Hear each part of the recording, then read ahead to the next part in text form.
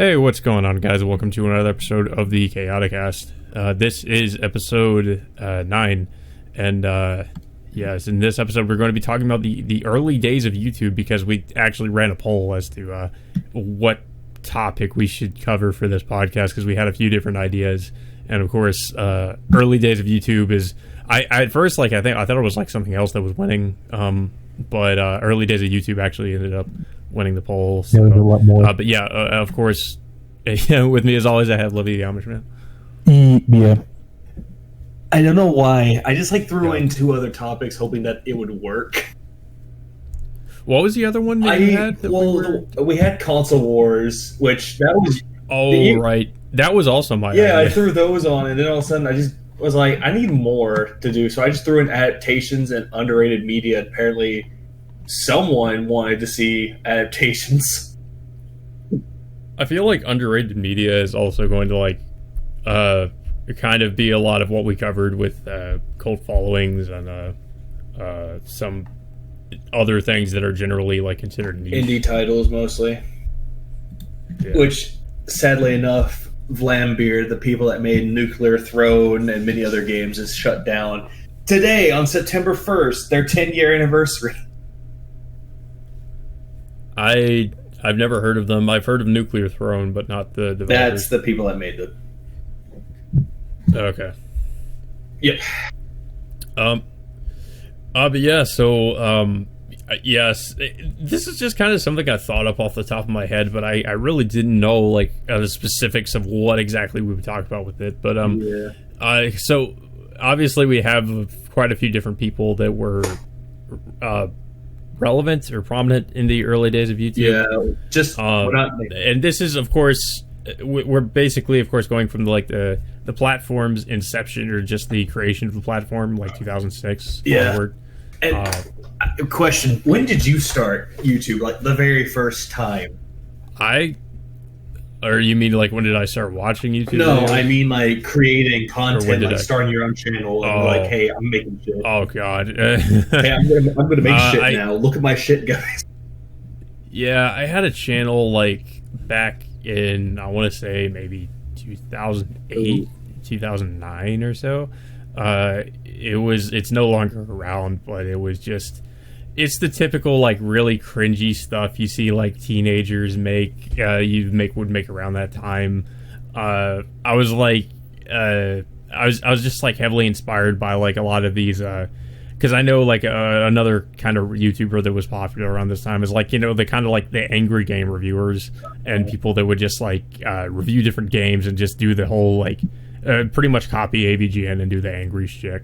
And I kind of tried to do something like that, but it was very low effort, and it was really cringy.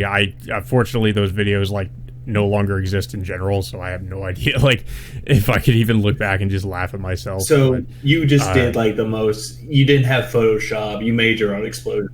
It was basically with Movie Maker, and if you remember all the old crappy Windows Movie Maker YouTube videos. Poops. Those are the best. Well, not YouTube poops, but just people. A lot of people used Movie Maker back then. If they didn't have access to Vegas, they would use Movie Maker. I'd use Movie Maker with my videos, and it looked really crap. Oh, shit. It would be the Movie Maker titles and stuff, and the really bad music. Oh god, I didn't use Windows Movie Maker. That was the only thing I really had access to. I used something else. And it was bad. I mean, I eventually got Vegas, but it was until that. Before then, it was just Movie Maker. But yeah, it was just they were really bad videos. And then the other videos I did, I would look at the games I had and be oh, this is here's Call of Duty Modern Warfare. It's here's some of my other Xbox games. Oh, Jesus Christ. It was so bad. I was just oh god, this is terrible. Because I'm thinking back to the cringy videos I used to make. I feel like there's a lot of people that probably that are probably still around that have older videos they made that they're just ashamed of. Yeah.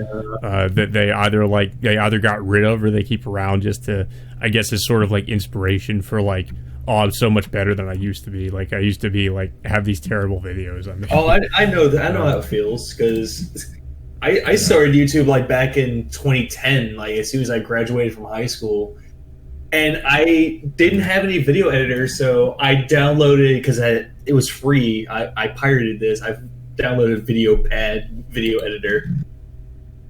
I mean, hell, I could also talk about like, I think it was like 2015 or something, or 2014, when I came back on YouTube and actually decided to start like making videos as a hobby. And then that's, you know, when I got into all the DSP stuff. And honestly, that's another thing I'm admittedly a little bit ashamed of, because it's like I hate those videos because it's just such low effort stuff, and it's just like all I did was just react to this is how you don't plays and all this other stuff, and it was I regret it, to be honest. But I mean, I did meet some cool people, so I don't regret that part of it. But just making it. Yeah, like some of the videos I made, I was like, oh god. I mean, I one of the things I did enjoy was like some of the Let's Plays I did. I legitimately enjoy doing those, but I did not like. I mean, well, to some extent, I did enjoy doing the commentary stuff, but I admit, you know, yeah, that was just really low effort stuff, and it didn't, you know, it was really just a way for me to try to get more viewers and stuff, which I mean, obviously is the ultimate goal of any YouTuber, but it was like, it's just low effort, and it's not, you know, it's it didn't take a lot of effort to make those, and it wasn't, you know, it's I really don't, I kind of regret doing that whole thing, because it's like I just could have been doing something that was more worth my time, I guess you could say. Productive? More productive, yeah, that's a good way to put it. Well, at least it was a lot better than what I did. I just made rant videos. I mean, at least that's kind of, I feel like that's at least a little bit better, because I mean, that's, you know, it's not just commentating on something that's you know, that somebody else made. Well, no, it's commentating over something that already happened, and you're just throwing in your 2 cents on it. Well, yeah, but and I mean, those kind of things are still around, just kind of in a different form. But yeah, rant videos was something else that I think, especially during like the 2010s, there's like a lot of people doing the rant video, like making all these different rant videos. It happened way before 2010. It probably. Oh yeah. Well, yeah, that was a trend long before that, and it was around for like quite a while before. I don't know if I'd say if it ever really died out, but it kind of just evolved into something else. Yeah, it has devolved, but also evolved in a weird way. And well, both. Yeah, it's one of those things that it improved, but also went down quality. I just remember stopped doing rant videos, because at one point I was like, what's even the fucking point? There's other people that cover these topics, and they could either do it better than me, or they listen to those people. So I just gave up doing that. Just did Let's Plays. Well, that's another thing that's discouraging, like whenever you do not just video making, but anything, like, you know, you see somebody else and they do it so much better, and you're just like so defeated by it. You're like, well, what's the point of me doing it? Because it's like, it's not like I can do it any better. That and also I was getting kind of tired of it, because I just stared at it going, this doesn't really help me any, because I'm like freaking out over nothing or something that's not even my problem. Yeah. So I just gave up, bought me a Daz. Oh, yeah, like with the rant videos, like they try to be as angry and incensed about something as possible, and you know, that would supposedly be entertaining for people. I mean, it would. Just to get so upset about certain things. I mean, it would be entertaining if the person actually was legit angry about it. If they cared, or if they were passionate about what they were talking about. But the problem is that there's also a lot of people who were not necessarily passionate about it. They were just looking for different things to get just mad about and do rants. It's like, oh, hey, look, I drank this root beer. This root beer sucks. Let me rant about it for 20 minutes. I do remember like some of the rant videos I still would probably look back on and like agree with, because I remember like they did videos on things with, like, you know, with PETA, and it's like I hate PETA, so it's like and they made some good points. But then there's some other stuff too where I'm just like looking back on it, and I'm like, this is just something so stupid to even do a rant video. Yeah. I remember. But yeah, I tried to get into that sort of thing too. I think when I did like the very first YouTube channel I tried to do, like I tried to do that whole like rant shit. I tried to incorporate it into the stuff that I would do, and it was really forced, obviously, because it wasn't like a lot of the reason I even did it was just because I was inspired by like all these other YouTubers. Yeah. And I was just basically trying to be like them. It's the same thing with me. Like, I just started doing Let's Plays, bought me a Dazzle and a $20 crappy mic, and I just did videos with it. And then I look back on those videos and go, wow, quality sucks. Yeah, I think I got the Hopog. Oh. I think it was a Hopog. No, I didn't get the Hodgepodge. I just got the fucking Dazzle. Well, yeah, the Dazzle is, I think, kind of a... Isn't it technically like a step down from a Hopog? Or is essentially, it like, a Dazzle is essentially baby's first capture card. And then I got the Hodgepodge. I mean, it's supposed to be decent, but it's like, you know, it'll probably not last very long. They don't, until they get a Hodgepodge. And I had that fucker for years. Now I gotta look back on my videos and see how long I had that HD PVR for. Fuck, I think I had it for like maybe 5 years. Let's see, my videos. Let's see. God damn, I have too many videos. I know I didn't have mine for very long because mine actually crapped out on me after a little over a year, I think. I had it. So I basically had to. Was more or less forced to upgrade eventually to the Elgato. Yeah, like, hold on, let's see. Where is it? Oh, how long ago was this? I had to look at my old playlist of like games I actually played through a lot. Okay, this video was November 25th, 2011. Jesus. And then I decided, and I had it going for a while, and then Dead Space 2 was like my final thing using it to give it like one last send off. Yeah. And then the first video of what Child of Light was. Oh, no, never mind. I didn't have it for 5 years. I had it for 3 years. And it worked. It worked for 3 years. Yeah, I mean, at least it lasted a while. Yeah, so what are some notable or I guess we could just start out with, like, obviously the very first question is just remember when YouTube used to be good. I remember when it was good. Let's eat some member berries on this one. Oh yeah, definitely. Like, obviously, like, the golden age of YouTube, in my opinion, is like 2006 to maybe before Google bought them out. 2009, 2010. When did Google buy them? Actually, was that what year was that? I had to look that up, and also, goddamn Amber, I don't want to hear your alerts. I don't like Amber. Who cares about this missing child? This it's like child. it's not my child. I'm doing a podcast.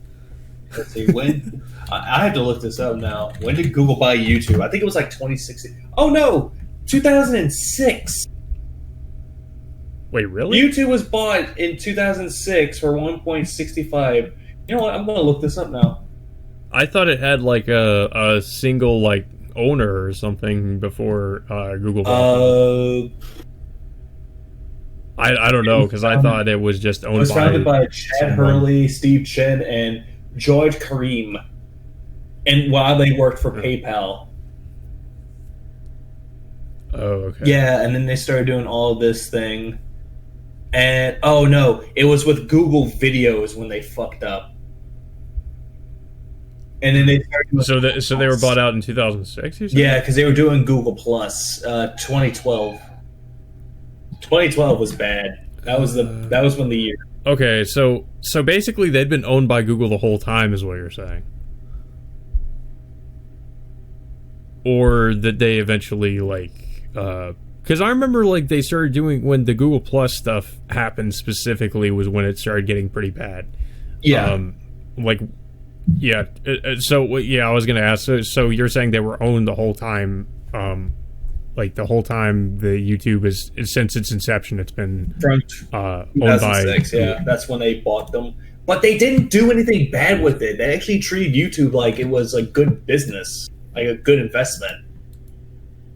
They didn't fuck with you when it came to creating content. They're like, oh, hey, what's this you're doing? You're doing a rant video about, what is it, George Bush being a loser? Okay, no problem there. And also gave us original content, even though some of it was ripped off of the other. Yeah. which I don't understand. Maybe it's just because the different people came in and just ruined things for everybody. I mean, that could be the case. But yeah, like when YouTube was first starting, at least, like, things were good. You know, it was just this platform that was by the people for the people. It was, people could do whatever they wanted, basically, as long as, of course, excluding within reason. But, you know, you would basically could do whatever you want. There was no, like, for the most part, at least, there wasn't a lot of words you couldn't really say. There wasn't a lot of, you know, there generally wasn't a lot of restrictions when it came to, like, what kind of stuff you could really make and what you could really say in your videos, as there is now, specifically. Like, you could pretty much, like, you know, just, you could just start making videos and just be really popular, without, you know, I won't say without, well, yeah, I would say to some extent without too much effort, because there were people who just got popular off of doing stupid videos that, you know, really shouldn't have been that popular in the first place, but they just took off. You know, because we have people like Fred, for example. You know, like he just had a voice thing he did with his voice. He just did some weird voice changing, and he just made these dumb videos. And, you know, he was like the most popular person on the platform for a long time. He was in the beginning. He was like the #1 most subscribed YouTuber of all, and then it kept going in and out between two other people. It was Nigahiga and Ray William Johnson. They were like neck and neck. Okay, yeah. So, so there's Ray William Johnson. I never really watched Nigahiga, but I can say, like, Ray William Johnson, like, his videos are just, they're basically Tosh.0 before Tosh.0 was a thing. It's just like critiquing, you're just kind of, well, not even, it's basically the internet version of America's Funniest Home Videos. Like, it's just him, like, talking over videos and making fun of the videos. I would rather say, like you said, it's kind of like the internet. It's the first version of Tosh.0, but the difference between Tosh.0 and Ray William Johnson, he started off in his basement. Daniel Tosh just went to a fucking studio executive and go, yo, I got this show I'm going to do. Daniel Tosh was already which is critiquing internet videos. I want to do it. Yeah, he was, and nobody likes him anymore. I think Daniel Tosh sucks. Yeah, he's not really relevant anymore as far as I know. But Ray William Johnson, like, yeah, he basically, he was around for when YouTube was good, and then he basically took his money and ran. Like, he probably had, like, the best. He was one of the smartest people to do this. Yeah, I was gonna say that. Like, he's like the smartest person, probably just because he did his thing and he got a fuck ton of money and he left instead of, like, staying around and I maybe potentially making an ass of himself, as some of the people who were around in the early days of YouTube are currently doing, at least with certain people. Some people that were, I don't know, because I feel like a lot of these people, like, have gone through, like, some kind of e-drama and been involved in some kind of controversy. Yeah, like a lot of these other, or they just stop making videos now and you don't know what they're doing anymore. Yeah, or they just become just totally obscure. Yeah, but I was going to say that I'm surprised you didn't even know who Nigahiga was. Well, I know who he was. I just didn't watch his stuff. His videos were actually not that bad. They were like Asian sketch comedy, and it was actually done really well. Oh, okay. Another great one was Kev Jumba. I actually haven't heard of that. Oh, God. My brother introduced me to him when I was younger, and he was essentially this Asian kid that would just, like, get in front of a camera and just talk about anything. Well, that's pretty much the typical, like, YouTube video back in the day. Like, you just get on a camera and just either you just talk about anything or just do anything. Yeah, and you get popular. It was essentially a webcam video where it's like, hey guys, here's my vlog, here's what my day was like.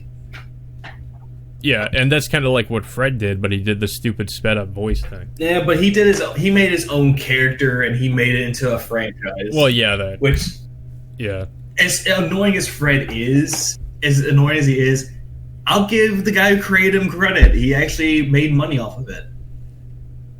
I mean, yeah, I can't knock him for actually, making that much money off of what he did, and even getting, like, getting his own movie and all that kind of thing. His own movie? His movies were pretty bad. He had 3 of them! And one of which at least had John Cena. John Cena as like, what was it, Fred's dad or something? I don't even fucking remember. But yeah, like just to like imagine doing something like that today, where it's like you just get in front of a webcam and talk about anything. Like, you won't be able to achieve the same level of success as if you did that sort of thing back in the beginning of YouTube. Yeah. Also, fuck my cats right now. They were messing with my shit. Yeah, I think I heard hey, almost heard me fall. It's funny. Oh, what was it? I'm trying to think of, like, there's other, like, oh, God, I now remember one.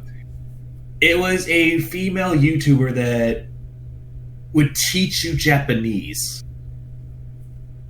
Miss Hannah Meeks was the person's name. Yeah. She has been dead for so long. Really? Yeah, like, most people, like, she would just go, it's like, konnichiwa, and she wears like a tank, like a little shirt that shows off her cleavage. She bounces up and down while wearing cat ears. Yeah. And I'm thinking, okay, this is actually not bad. And then it's like, oh, now I understand why. Yeah, I was about to be like, well, why do you say it's not bad? Why do you say it's not so bad? There might be two reasons for that. I'm gonna look this up now. We're going down more rabbit holes. We might go down rabbit holes in this. Well, and then there's people that might still be around, but they'd be like a completely different person or something, or they have like a different name, and they'd be doing something completely, just totally different from what they used to do. Yeah. Okay, this is what happened. However, Hannah Meeks disappeared in 2013. Her last video was filmed August 9th of that year. She hasn't really been seen or heard from since.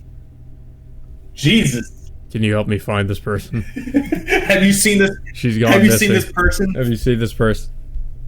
Have you seen this person just show a picture of her tits? It's like, no. She's on the back. Yeah, like just her cleavage is on the back of a milk carton, and also like on the back of a cereal. Actually, that's rather fitting. Oh, Jesus. I didn't think about the depth of that joke. God damn it. Fuck this. This rabbit hole is going to go too deep. I also remember like a lot of the people that I was friends with that did rant videos, and they were not bad. I'll give them credit for it. And then later on, I just either A, didn't hear from them again, B, they deleted themselves and went on with their lives, or they just became a massive prick. I remember this guy who did rant videos I used to watch. Like he had just the most generic YouTube name ever. It was Undertaker Freak. Yeah. Yeah, his real name is like John. But he is another one. Arch. Yeah. Okay. Now I'm remembering some of these other people. Yeah, Archfiend. I remember them too. But then like Archfiend was one of the more notable ones. Like he did like rant videos, and then he just started talking about sports. The Eagles. And I'm just like, yeah, and I'm just like, he's just like an Eagles super fan, and I'm just like, I really don't care. Like Archfiend. So I just stopped watching. Like Archfiend, stop. Go back to talking about ABGN. Yeah, like he pretty much, I'm pretty sure he just like lost a good majority of his subscribers, because like all he would do is just start talking about sports, and I don't even know what he's doing anymore. I don't even know if he's doing YouTube videos anymore. He still does, but it's like once in a while. Okay. Yeah, he I feel like I got the feeling he just stopped caring. Yeah. It's like there's like many other people, and funny enough, they all fall under one person, which was Onision. I'm a banana, I'm a banana, I'm a banana. Look at me, man! Oh yeah, I do remember like different people within the rant community were talking about Onision because of the crazy shit that Onision was getting. But funny enough, most notably, of course, being Repsion. Yeah, but funny enough, I used to. That's pretty much how Repsion actually like took off. I think was he just like started, him having this ongoing feud with Onision. And then he stopped doing it, and then he went back to doing it. He's still doing it. He stopped doing it again and went back. It's like, dude, either shit or get off the pot. Don't do it twice or three times. I think it's just because he realizes that like it's a cash cow. First of all, probably because it's a cash cow, yeah. But also just that he's done this for so long, and like people are always probably going to ask him like, hey, are you going to make a video about Onision doing this or doing that? And it's like he's never going to be able to get away from it. And what was it? There was like I think because this is recent, Onision kept emailing Repsion, and he was like, "Dude, I'm so baked right now, laughing at these emails." Oh, jeez. What was it actually? It was Onision, or James. Instead of Gregory, it was James. Hasn't he like changed his name? Yeah, or something? Like James. it's like James Jackson or something. Jackson, like yeah. James. When it was actually Gregory. I guess it's there's an entire rabbit hole to go down with Onision too, because of course there's a lot of shit that Onision is. I mean, well, I guess you could talk about him because he's one of the people from the quote unquote early days of YouTube. like back then I used to like watching his stuff because he wasn't that bad. Oh Jesus. In the beginning, I never I never watched him until I never knew about who he was until I heard other people talk about him. I used to watch him. I didn't watch him religiously. It's like, oh hey, he has a video up. Okay, that's it, and just go on my day. Then I hear how a piece of shit he was, and it's like, okay, I'm not gonna follow him anymore, and I just follow the people I hate on him now, like Stevie. Yeah, it's some guy. What's his username? Well, Steve, some guy. Yeah, he's another rant community person. He's also another person aside from Repsion that has kind of an ongoing feud as well with Onision, but well, I guess I would say less notably so because not as many people probably know about him. But yeah, he's one of the people who's basically been following Onision for years. Yeah, and then he stopped doing it again. He's I wouldn't say he's as bad as Repsion, going back and forth, but he probably dabbles in it every once in a while and just leaves. Yeah. What was? Yeah, but Onision is basically just a serial manipulator. I don't know what exactly. He's a sociopath, egomaniac, serial manipulator. I don't know if he's. I mean, would you? Okay, so he's. Of course, the thing with him is him trying to consistently, I guess you'd say, get with 16-year-old girls. So it's just, I feel like I don't want to call him the P word, but I feel like he's there's a case to be made. It's like if you're always trying to get with these very young girls who are not really even of age yet, or still teenagers. Yeah, and then fuck up their lives whenever they get older. Yeah. It's I mean, the man's in his 30s now too, so it's even more creepy. But yeah, there's a whole lot of shit you can go into about Onision. I guess so. I guess now that we have Amazing Atheist mentioned on here. He's somebody else who has also kind of had a back and forth with Onision a few times. Yeah, because Onision was actually not Onision.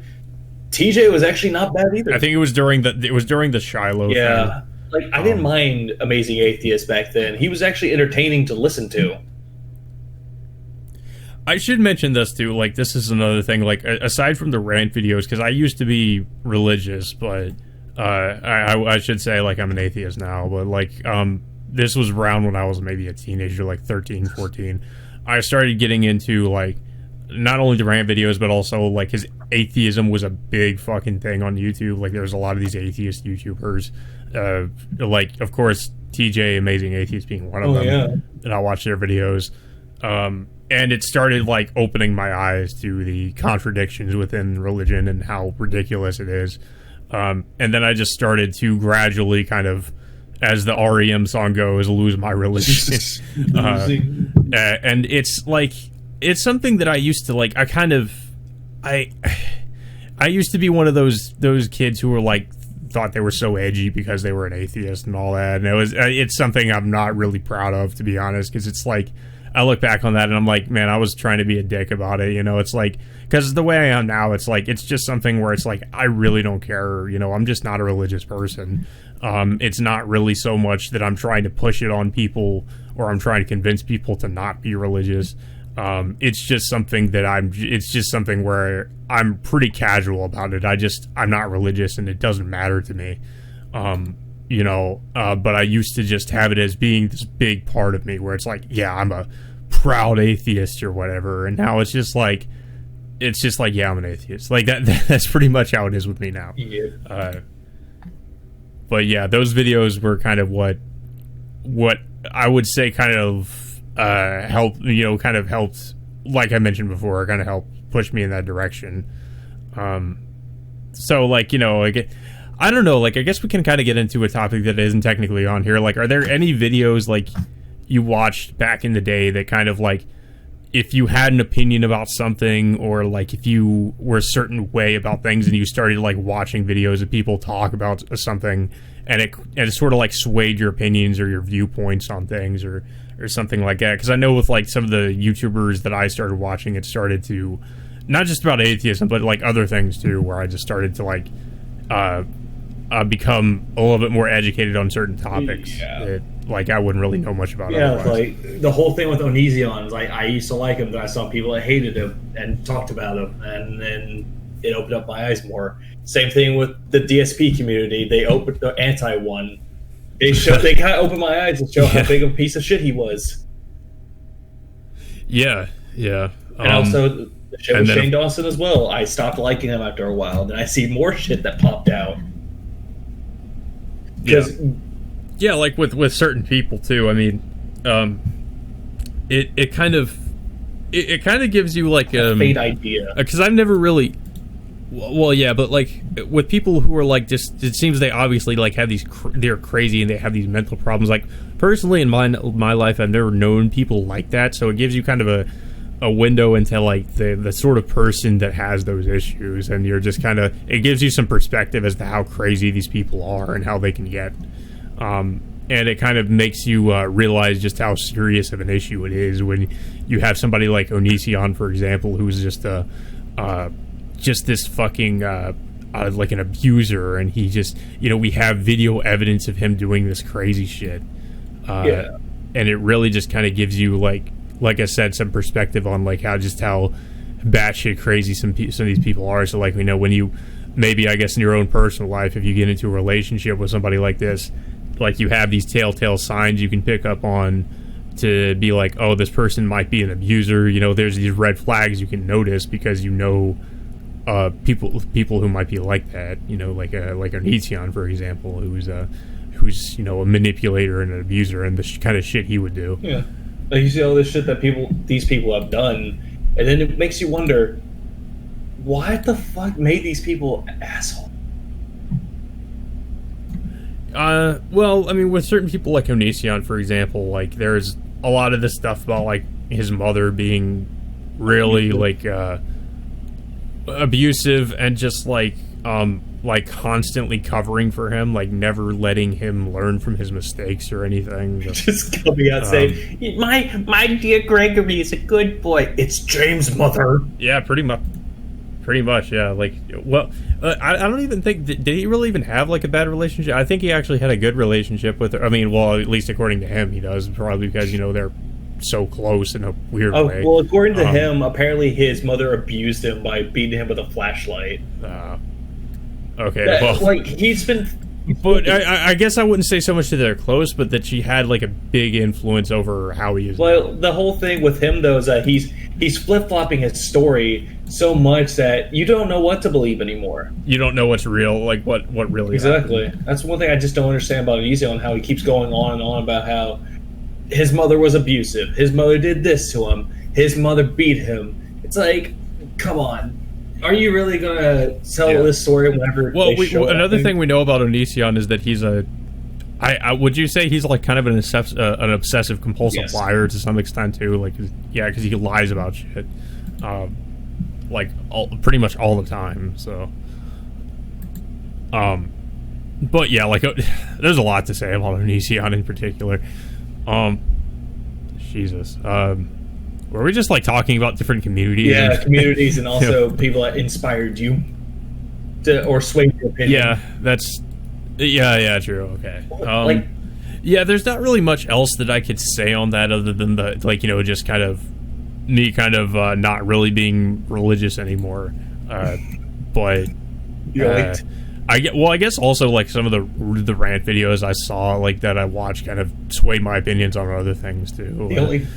because I saw like I used to watch a lot of those rant videos, and they kind of got me to think about other things as well, like not just in terms of religion, but just in terms of like whatever was happening at the time and different stuff that they would go over. And it kind of got me to think a little bit more critically about certain things. It's not that I didn't already think critically, but it's just like it got me to really like consider other viewpoints on certain things that I didn't really think about before. Yeah, and well, I was also going to say, like, fuck, now I lost my train of thought with that one. Let's talk about VeggieTales. Fuck it. Yeah, well, there's a lot to talk about with VeggieTales. We're not doing this shit. I'm not qualified to talk about it though, because I'm a dirty atheist, so I can't talk about a good Christian show. Let's not talk about VeggieTales because it'll just make people angry. Yes, it will. But no, I was gonna say, like, there's like so many people that your opinions of them change. Either you watch other people talk about them, or you just change on your own. Like, Smosh was a great example of opinion changing. Who? You don't know what Smosh is? Oh, Smosh. Oh, yeah. Okay, yeah. We completely forgot about Smosh. I did too. Until just yeah, Smosh. Oh man, they made like skits. Didn't they make like a bunch of skits? Yeah, they were known for sketch comedy, and they were known for. And then they tried to do like a movie, and it was really bad. They did a movie, and apparently it was bad. Yeah. No, they tried making a video game, and that failed.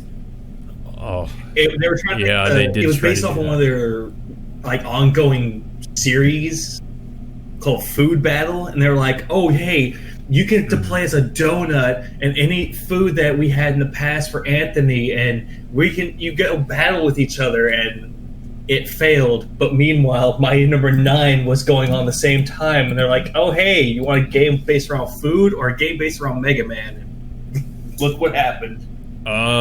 Yeah, I think most people would probably say Mega Man. Yeah, and apparently the worst thing about that Kickstarter is that they kept the money. Yeah, I heard there was that controversy with that they kept the money. Yeah, because they didn't do Kickstarter, they did Indiegogo, which meant, hey, we didn't hit the goal. That's okay. Pocket money and walk away. We'll just stash this money away for a rainy day. Pretty much. But that also reminds me, like, speaking of Smosh and them trying to branch off into movies, there's also Shane Dawson, which I don't really think we talked about yet. I don't think he made movies. He did books. Oh, no, he did, because I saw somebody do, like, kind of a documentary on Shane Dawson recently. Shout out to June the King.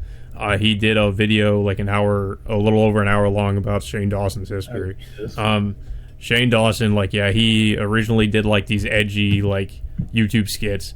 Apparently Shane Dawson used to be, like, really fat before he did YouTube. And he got a job at Jenny Craig because he ended up losing weight, but he lied about the, because he lied because his family worked at Jenny Craig, and he lied to them and said he lost weight based on the Jenny Craig diet or whatever, which wasn't true. Like, he lost it through other means, but he ended up getting like a management position there when he was first starting on YouTube, and then he quit that job, or no, he was fired actually, because he did a video where he would like read from one of the books of like that Jenny Craig was currently promoting or something, and he would kind of make fun of it with his coworkers, and that got him fired.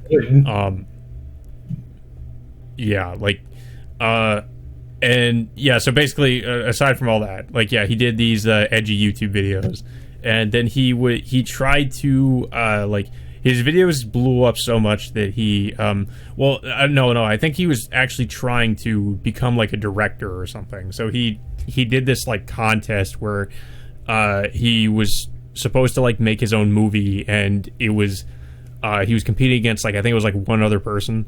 And he made like his own, like, he made a comedy or something, and it was based on the characters he created for his videos. Like, he brought in his own, like, the characters. It was basically like a really long Shane Dawson YouTube video. God.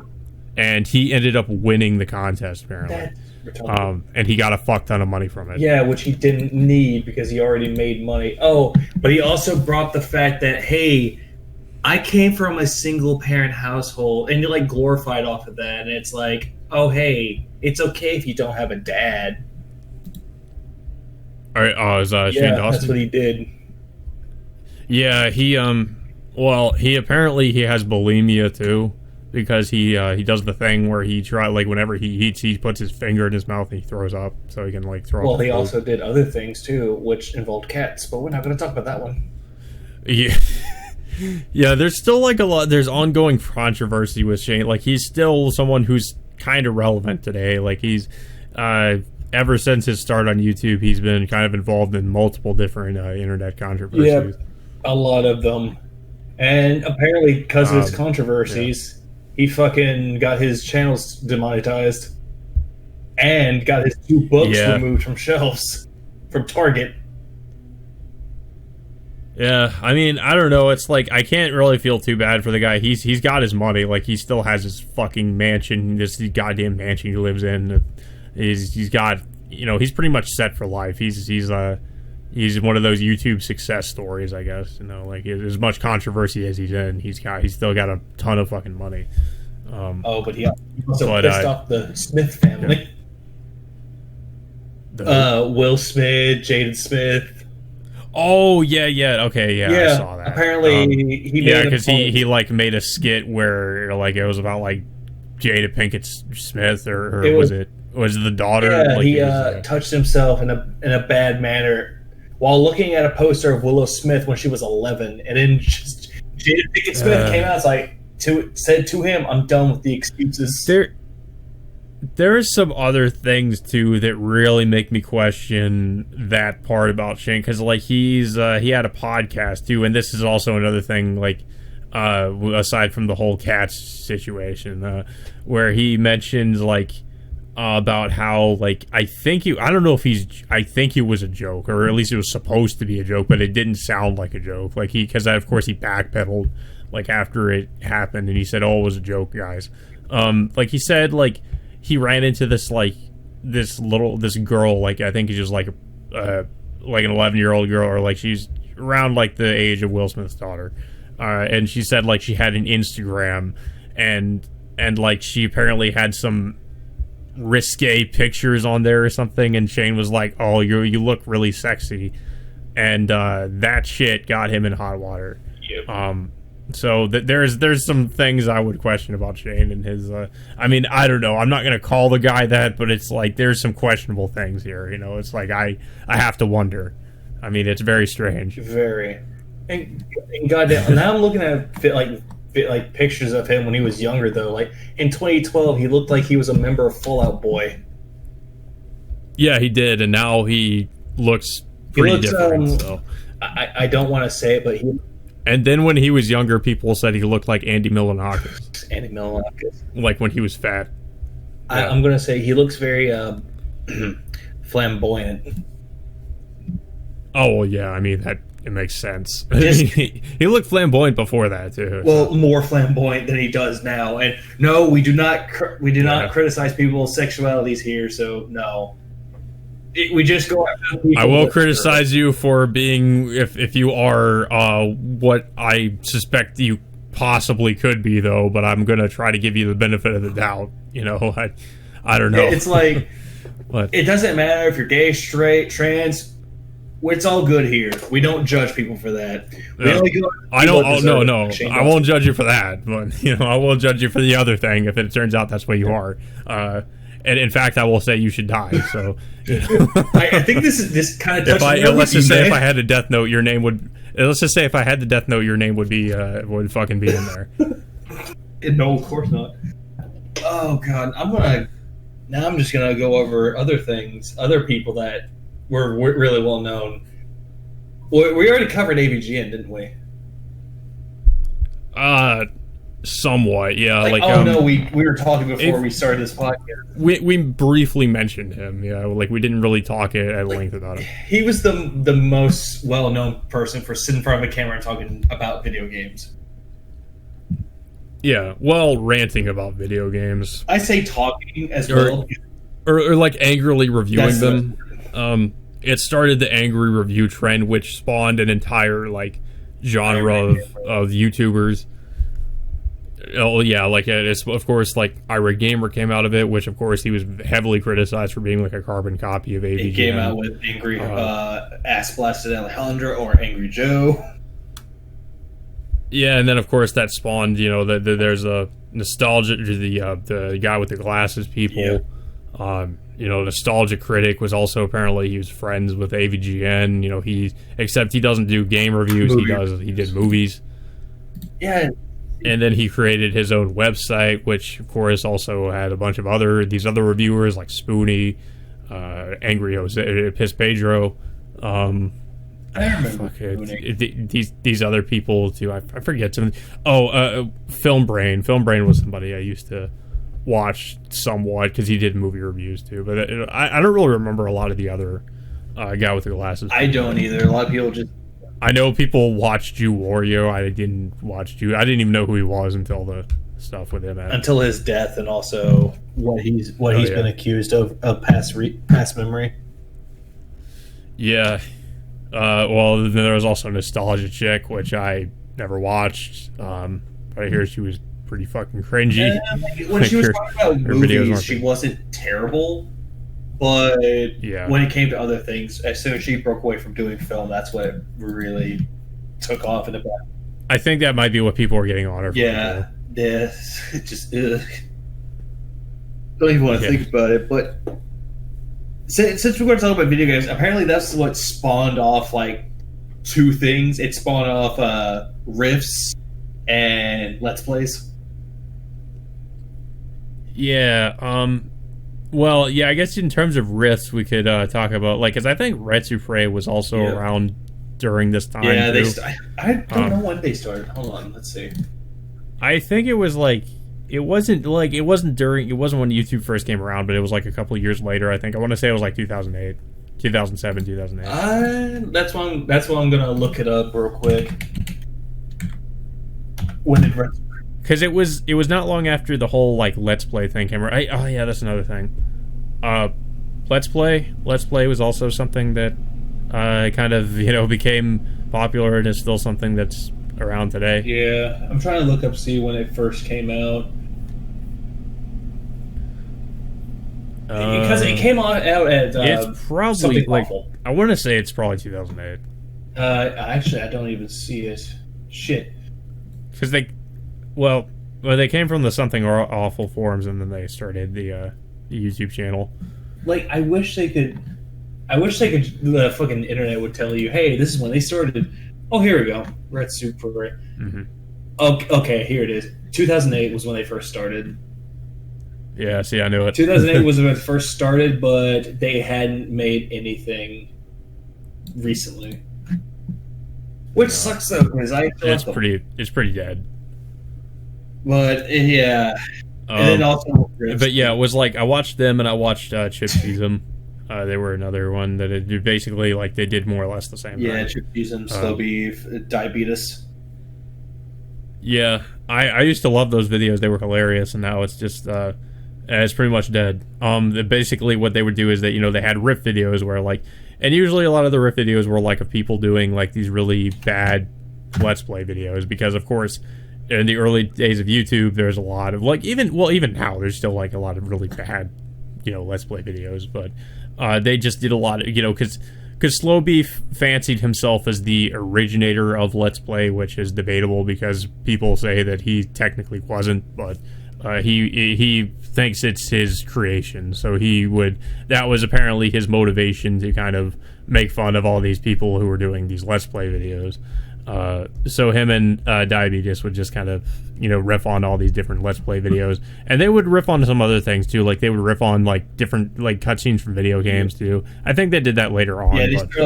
But yeah, and then Chip Cheesem sort of did the same thing where they would just kind of riff on. It would either be like Let's Play videos or just these really bad like Newgrounds like animations, which I thought was. One of the more notable ones I think was Shin. I thought that one was pretty funny. And then there was some other stuff they did. Well, I know for a fact they got really off the ground is when they did Colonel I Managed to Avoid Drowning. Oh yeah, they also of course helped Phil gain more of his detractors because of that video. Aside from like the whole "this is how you don't play" thing, it was Chip Cheesem and them doing that video that kind of got him the more notoriety. Yeah, curse them red super eye. Curse them to all hell. Anyways. But then came out other people, like most of the Let's Plays came from something awful, but it came from like ROM hacks. Yeah, like the Super Mario ROM hacks. Which Proton John is like known as the father of the Mario ROM hacks. Yeah, there was a lot of those like ROM hack videos where people would like play the ROM hacks and then they would get really angry because of how hard the ROM hacks were. And then what was it? Apparently trying to think. Fuck. Apparently, he did a podcast, his own podcast, where he would explain that anytime he would go to a convention and people would point him out as the guy who yells at ROM hacks, he hates it. He hates being called out for that. I mean, it's not just him, though, because it's like a ton of other people did that, too. So I don't know. Like, I guess he's just being singled out because of how popular he is. I don't know. But there's a lot of other people did the same thing. Yeah, like, I've been seeing a lot of that. It's just... And then, what is it? You also have Chugga Conroy, Nintendo Capri-Sun, like all the other beginning Let's Players that are still going to this day. And it's really bizarre, like, because... And then you see what they look like in person, and you just go, wow, didn't expect you to look like that. What did you expect them to look like, a fat neckbeard or something? Well, I know one of them is a bit fat, but I don't judge him on that one. The only reason why I like him NCS so much because he actually tells stories, and they're actually not that bad. Yeah. What else was I thinking? And then there's and then same thing with angry game reviews. You have people that copy off of other Let's Players. Yeah, I think we should a little bit go into AVGN too, because I don't think we really talked much about him. AVGN kind of was the person who started the whole angry video game reviewing trend. Like he had like is similar with Nostalgia Critic. Instead of with Nostalgia Critic, he reviewed movies. James Rolfe, AVGN, he would basically review games, and it's a lot of these older retro games, usually like the SNES and the NES games, Sega. He would basically just talk about these really bad retro games, and you know, it's of course the whole joke is that he's as he plays the game and remembers how much the things he doesn't like about it, he just gets angrier and angrier. And that's pretty much the running joke with his character, and everybody and their grandmother try to copy that. And most of them weren't even that good. No. Oh. And even with AVGN, the joke started getting. It started getting old. Like it had its run, but it started getting old after a while, and people were tired. Yeah, of it. but then he came back and actually started doing his old shtick, but did it better. Oh. You remember, speaking of YouTubers trying to do movies, Angry Video Game Nerd also did a movie. Yeah, and he asked... I saw it. It wasn't good. And all it was a big glorified review for E.T. for the Atari 2600. That's all it was. Yeah. It was not good. It was it was just a really long skit. Yeah, I remember that y'all watched it before. Yeah, we did. I tried to watch it, but I was busy that day. But I ended up watching it later anyway, and I thought... It's like, I wanted to try to commend him for the effort at least, but it's like, he took so long to make this movie, and it's like, a lot of people suspect he wasn't using all that money just for the movie, like that he pocketed some of it. Or he went out to buy more games for himself, like for the... Yeah, I really think there is definitely some legitimacy to those claims, because the movie, with all the money that people were giving him, the movie it looks very low budget. I don't know. I can't believe all the money just actually went into. Does it make the production? Sorry, does it make The Room look bad in comparison, or better? The Room is better because you're getting something out of it. Like, it's a so bad it's good movie. I mean, like, the AVGN movie isn't really so bad it's good. It's just kind of painful to sit through. Like, it's not really, it's like, well, they're trying to be funny, but it's just like, I mean, like, by the time the movie came out, like, AVGN wasn't as relevant as it used to be. So, like, a lot of the humor is, of course, just from, you know, what his, the same kind of humor in his videos, and it's, like, the plot is just, like, you know, like we said, it's just a very long AVGN review video, but just extended into a movie format. And it just has this, like, really tacked-on plot with, like, the plot was, like, they were trying to find the E.T. cartridges that were supposedly buried in the desert or something. So he could review E.T., I think. Yeah. And then the military wanted it or something, and it was just this really lazy tacked on plot. Like, it just didn't, the whole stuff with, like, the military going after it, and yeah, it just felt so just it was bad. I didn't care for it. It was just poorly, like, there's just not a lot of thought that went into the plot of the movie, or, you know, anything like that. It's just it felt like the movie really didn't need to be made, to be honest. Like, it felt like it just could have been a regular, like, AVGN video. Did not need to be a movie. Yeah, but they ended up making it into a movie anyway, because why not? If also speaking of movies, James's buddy, nostalgia critic Doug Walker, also made his own movie. He didn't make his own movie. He made multiple. I just remember Kick-Assia, which was like the... Okay. Was another one. Kick-Assia was the one where he had all the, like, the guy with the glasses people come in and do, like, play a part in it, supposedly. Yeah. I haven't seen the whole movie. I've seen parts of it, and it just seems really, like, it's basically the same level of cringy humor as the AVGN movie, I would say. Yeah. Like, at least from what I've seen of the scenes on YouTube. Yeah. Just not funny. Just you know, like more of, like, you know, more like his more recent nostalgia critic reviews. It's just really, the sketches aren't funny. The sketches are really cringy and forced. Oh, and what was it? Apparently, one of his most disliked videos was when he reviewed The Wall, Pink Floyd, The Wall. Yeah, like, I remember that was a pretty. A lot of people didn't like that one. And apparently he brought in Corey Taylor to recreate some of the movie scenes. Yeah, I saw that. 1.16 million views and a negative reception. Oof. Yeah, it's like, at least I'll give James one thing, though. At least he's like, hey, I made one movie. People might like it, people might hate it. I'm done. Yeah, I mean, at least he knew when to stop. Yeah, and then he kept... That's one thing I could say is good about Ray William Johnson. He knew when to stop. Oh, yeah, he definitely knew when to stop. And he's like... Some of these other people have stuck around, and and things have not really turned out well for them. Well, speaking of things not turning out well, because I know we also briefly mentioned Amazing Atheist, because I don't know. I guess it's interesting to do this whole where are they now thing, and, like, the stuff that happened with them, because there's a lot of shit that happened with some of these YouTubers in terms of just controversies.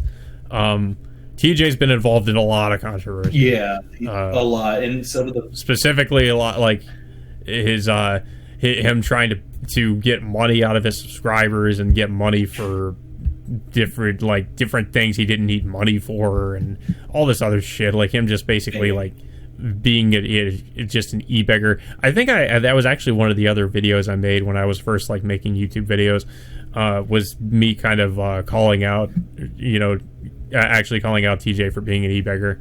Yeah, because he was. Of course, then it was one of the things he would do, and of course there was the whole sex tape thing, or what was it, a sex? Or no, he was a banana or something. Yeah, and then there was it was him doing that, and then pouring, like, hot oil over himself or something. Why are you putting this image into my head? No, I actually saw it, unfortunately. Well, good thing I didn't see that shit. It's horrifying. Well, I know for a fact that the whole thing with the banana, I know Amazing Atheist made a video. He's eating a banana going, yeah, I made the video. So what? Yeah, I mean, I guess that's one thing I'll say about TJ is like he's unapologetic about it. I guess No kidding. The guy. Yeah, he's like, oh, I know I'm a piece of shit. All right, it's like I know I'm a piece of shit. I know I'm a fucking weirdo. Well, it's a lot better than some other people that we've seen and know. I mean, it's better than lying about it, but still, It's a lot better than a lot of other people we either used to watch back in the day. Yeah. DSP. I was never a fan of DSP. I was subscribed to him, but I didn't really watch most of his stuff. I just got really annoyed because every time I would try watching a video, fucking timeline spammed with his videos. I'm like, I'm done. I'm subscribed.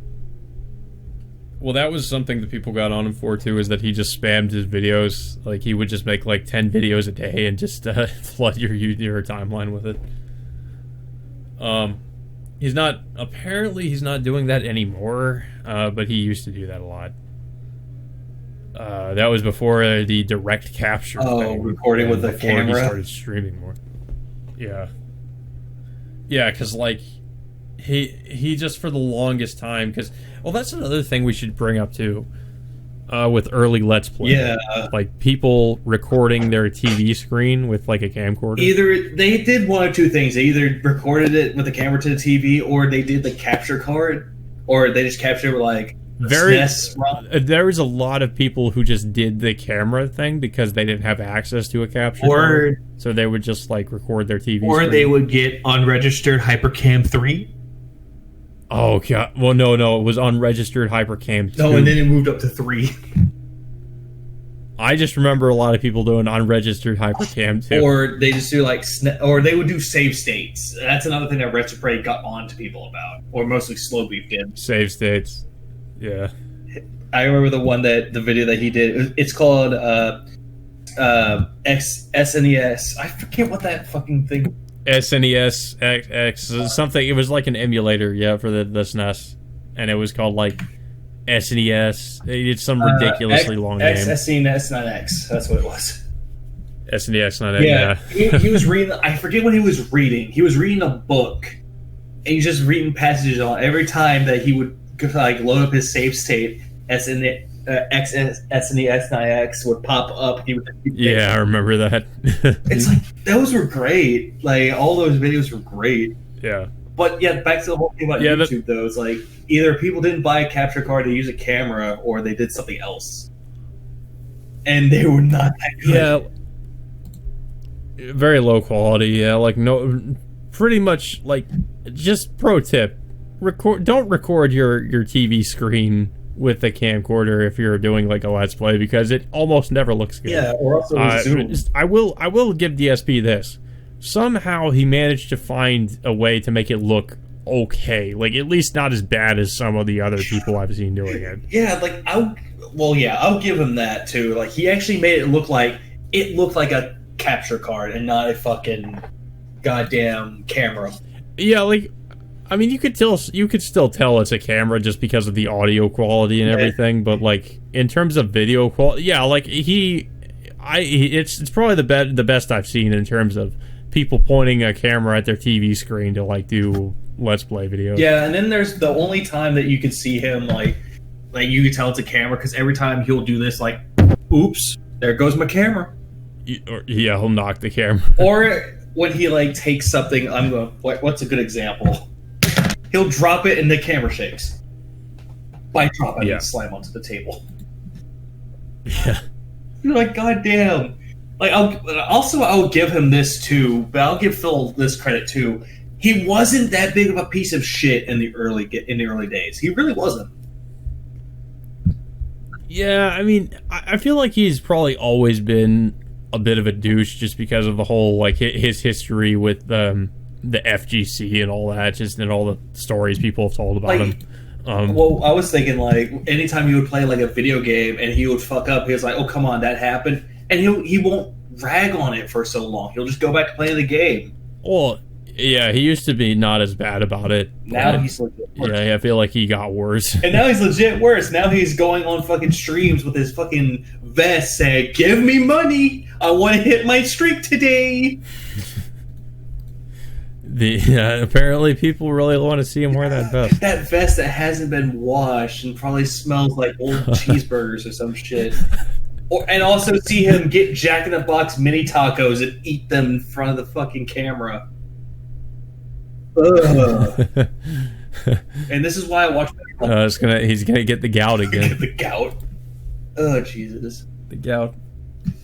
Well, good. We talk about DSP because this actually is going to talk about like all the competition that YouTube used to have.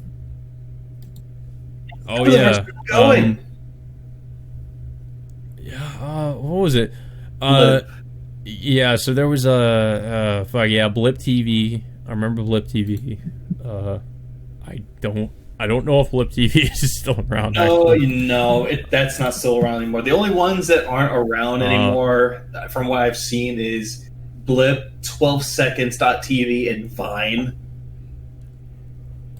I actually haven't heard of 12 Seconds TV. I've heard. I obviously know what Vine is. Okay, do you know the channel 5 Second Films? I feel like I've heard. It's essentially like they make videos in 5 seconds. Okay. And they do it like every day, and that's how they did it every day. It's like essentially 9 seconds to waste your time. So they had kind of a gimmick. Yeah, 12 seconds.tv was one of them, but the reason why is because it didn't catch on. Yeah, and then we have stuff that is still around, like Daily Motion and Vimeo. I think Vimeo. Yeah, Vimeo. I didn't even know what the fuck Vimeo was. The only thing I knew. Oh yeah, Vimeo. Yeah, Vimeo. The only thing I knew about was like Daily Motion, Vimeo, and Vine. But Vine died way too soon and got replaced. And this is something that still holds true today. Of course, back in the day there were competitors. There's still competitors now, and unfortunately, YouTube is still the top dog because it's it was around before all of them, and it has the audience that they don't have, and it is just the video quality and the site in general works better for the most part at least than some of these competitor sites. Like what I can talk about at least is I've been on both sites, but I was on Daily Motion. Daily Motion just does not have the kind of audience YouTube does. Doesn't have the amount of people YouTube has on it. And the same thing is true of other sites like BitChute. I'm on BitChute too, as some people might know, and that's literally the only place I'm going to post like the anime reviews that me and Bluespay do, because YouTube is a hellscape when it comes to trying to upload anything that is copyrighted, even if it's fair use. So I would say this though. It's funny. YouTube wasn't the first thing. Was the first video sharing site.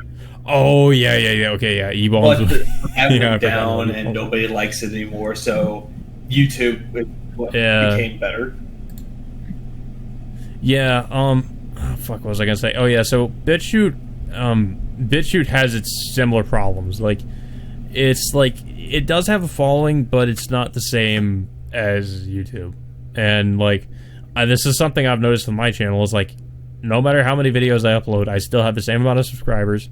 I have not grown. My channel has not grown, and I have quite a few different videos on BitChute now, but like nobody follows me on there. But it's weird because like my video views are really high, but like my subscriber count is just still stagnant at like 6. So I don't understand how that works. But BitChute also has problems too. Like the video uploader is weird. The thumbnails don't always load properly.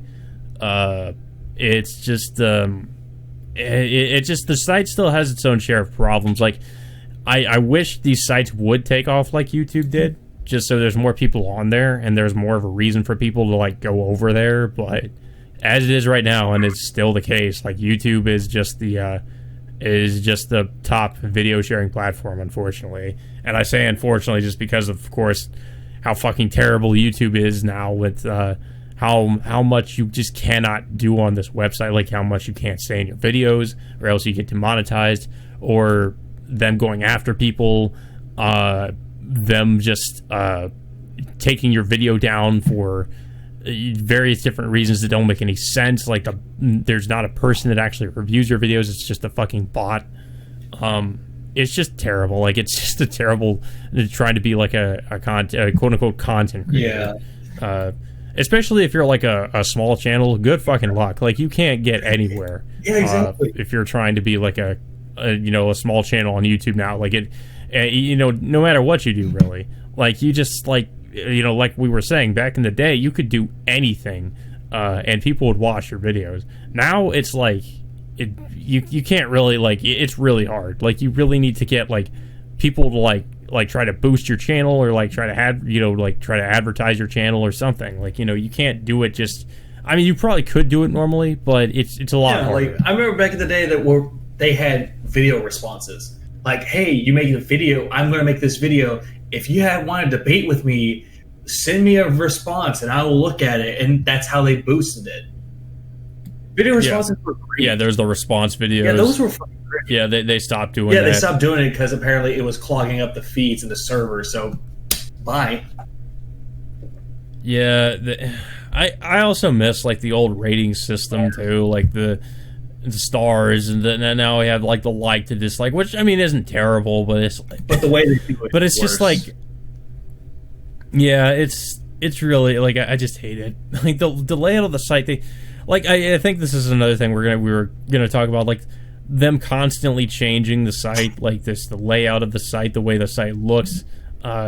Instead of like addressing the real problems that YouTube has, they just constantly change the way the website looks, and just the way you see your own videos, the way you can manage your videos, the way you see your subscribers, manage your subscribers. Like, they always change it like every other week. Like, first launched YouTube, like, hey, I'm gonna go on YouTube. Hey, you want your subscriptions? No, you don't need that. You gotta see what's on the Tonight Show with Jimmy fucking Fallon. Well, it's mostly Jimmy Kimmel too. Like, Jimmy Kimmel's like, oh, hey, that's what they started doing, and it really pisses me off. Is that they put in fucking TV host, like talk show hosts, who have nothing to do with the fucking YouTube sites at all. They're just there to say, oh, hey, I'm Jimmy Fallon. Let me watch me fake laugh at at the jokes my guests make. If I wanted to see that, I would rather go on cable and watch Jimmy Fallon, but I don't, because I don't have cable. Well, that's the thing too. Like, YouTube is trying to turn into a cable TV network instead of just being like a social, like social media, but like a video sharing website just for like random people to share videos. Yeah. And now it's just they're trying to be cable TV, and like that's one of the reasons why the site is, in my opinion, why it's dying.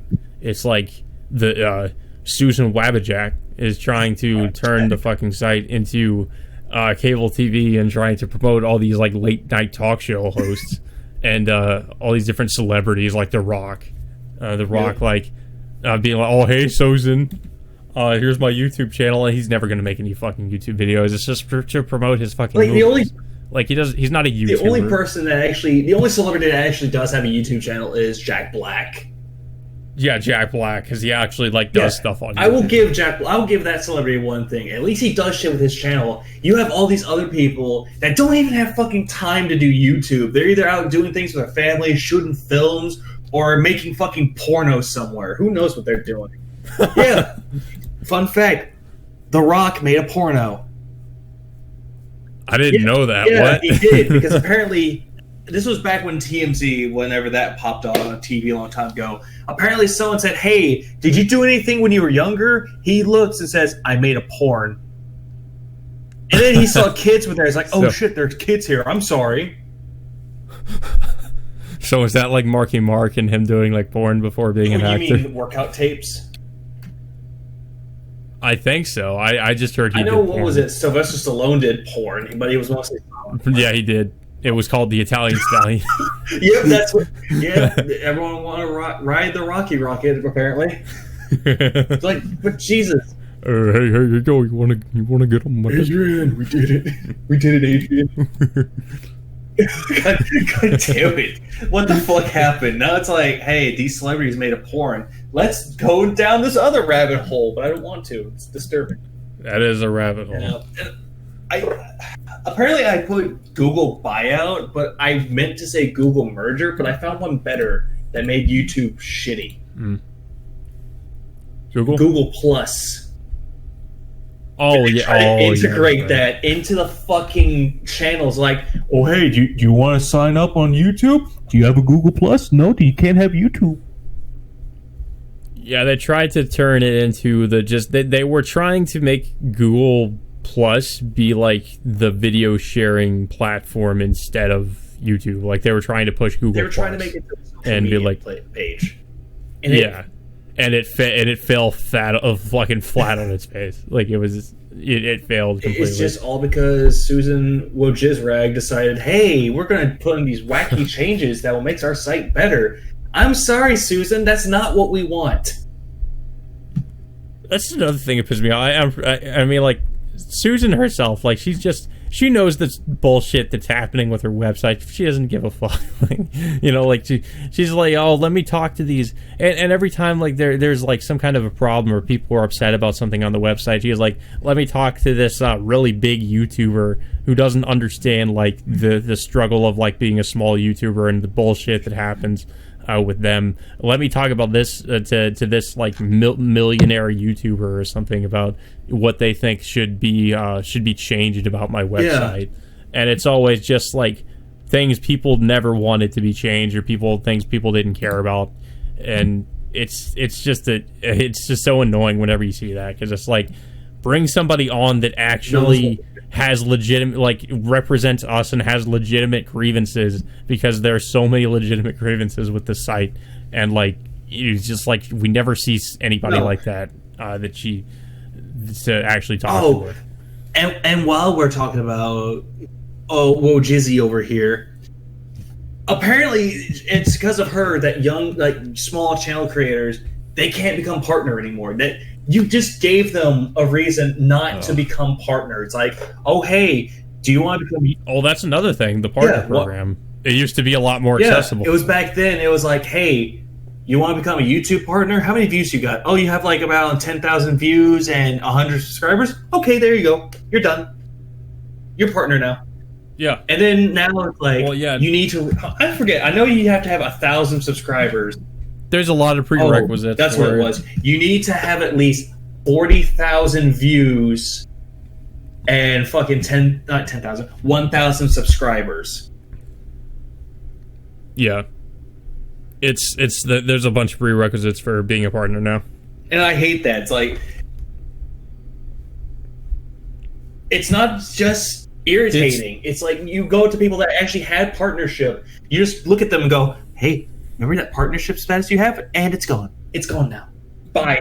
And it's gone. It's like, okay, do I get any of the money from it? No.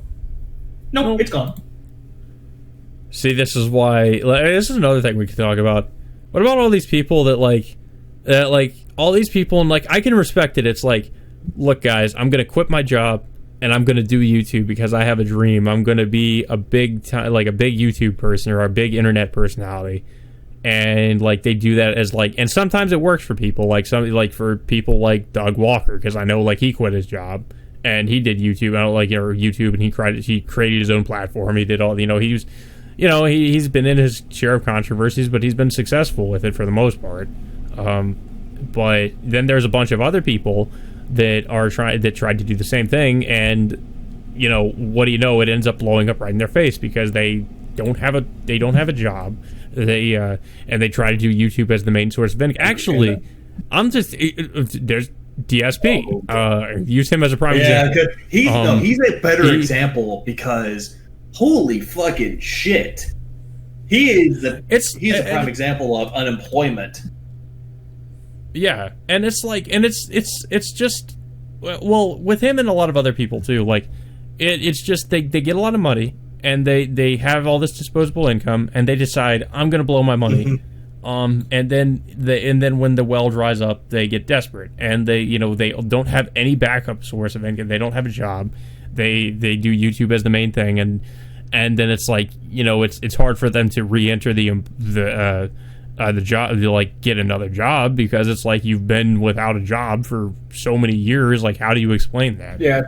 There's also, like, if you have a certain notoriety on YouTube and on the internet, like, people are going to find out about, like, your past, and it's going to be harder for, like, employers to actually hire you. Okay, I'm doing something completely different here. Okay, you be the guy that doesn't have a job that does YouTube for a while, and I'll be the guy that's hiring you. Okay, let's see how. You want to see how this actually plays out, or how it should play out? Let's start with this. Like, hello there, Mr. Brunel. I see that you are applying for our job. What is it that you do again? I'm a content creator. I gotta stop you right there, Mr. Brunel. What is that? I make entertaining videos and streams for people. What would he even say to that question? Actually, I think what you just said. He just creates content and he just does everything. He would try to make it sound all fancy, and he even had a business card too that he would give to people, like with him wearing the stupid Sonic hat. Mr. Brunel, I see that you have about 9 years of unemployment. Can you explain that to me, sir? Well, dude, I had gout. I could just do that right now. Like, explain your unemployment. I had gout. Okay, you're hired. But no, it would just no. I think another thing that he would do is, I see that you have. Why are you unemployed? My detractors, they try to stop me from getting any jobs. There's people that hate me, dude, and they want me to. They follow me everywhere, dude. They want me to die. They're mentally ill. God damn it. Well, I mean, I don't know. Knowing Phil's like really weird luck, like he'd probably end up actually getting a job, because it's like whenever you expect something bad to happen to the guy, like he somehow I don't know, would you say he has like the devil's luck? Like he somehow gets out of it. Like he somehow finds it, actually gets through it relatively okay. Well, at least as okay as he could be, because I mean he's still like in massive debt. So it's like, I don't know. Yeah, but good lord, I don't know the best way to describe him. It's like I think he has like some unnatural. I think he has like a fucking rabbit's foot, or like a. He has like a genie lamp or something, or some kind of like magical artifact that he just like rubs or something, like in order to like grant his wishes or just have something good happen. Yeah, to him. You know what it's called? It's just like stashed away behind his collectible figures and shit. And like in his I don't think it's his figures. I think it's the vest that he wears. Like every time, like he wants good luck. It's his magic vest. Like, okay, Mr. Brunel, your court hearings happen. He just takes his vest and goes, "Oh yeah, I'm ready. I'm ready." He just goes in there and they go, "Mr. Brunel, I see you filed for bankruptcy. Okay, you win. There you go. Bye." It's like, why? Because then this fucking boomer judge will he'll go, "That's a sly ass vest you got on," and just leaves. I imagine before he like leaves to go anywhere, he's like, they're about to leave. He's like, "Hold on." He fucking breaks out the vest.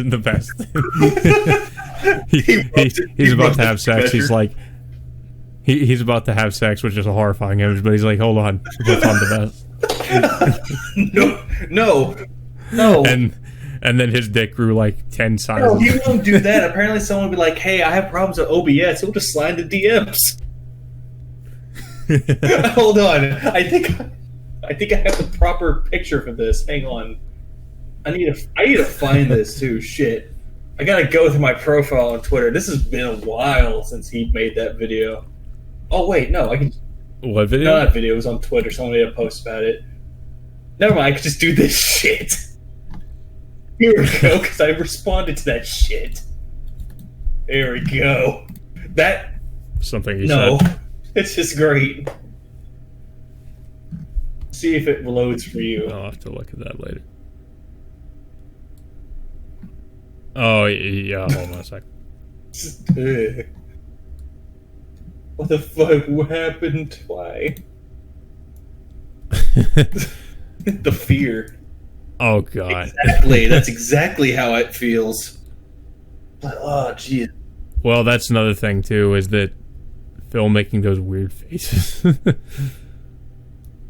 Yeah, that's what he's known for. Yeah. Well, and then also just making the O faces. Looks like he's about to suck down some sausages with those faces. I mean, because he has done that. Oh no, we can't say anything like that because the SJWs and the snowflakes that follow them will say shit about our channels. Oh no, and YouTube will defend them. Well, that's the other thing, is that YouTube has a very clear bias for certain channels, and none of them are usually the ones that are edgy or talk about anything that's not PC. Nope. But yeah, so what were we talking about? We wanted to because I think we're just talking about like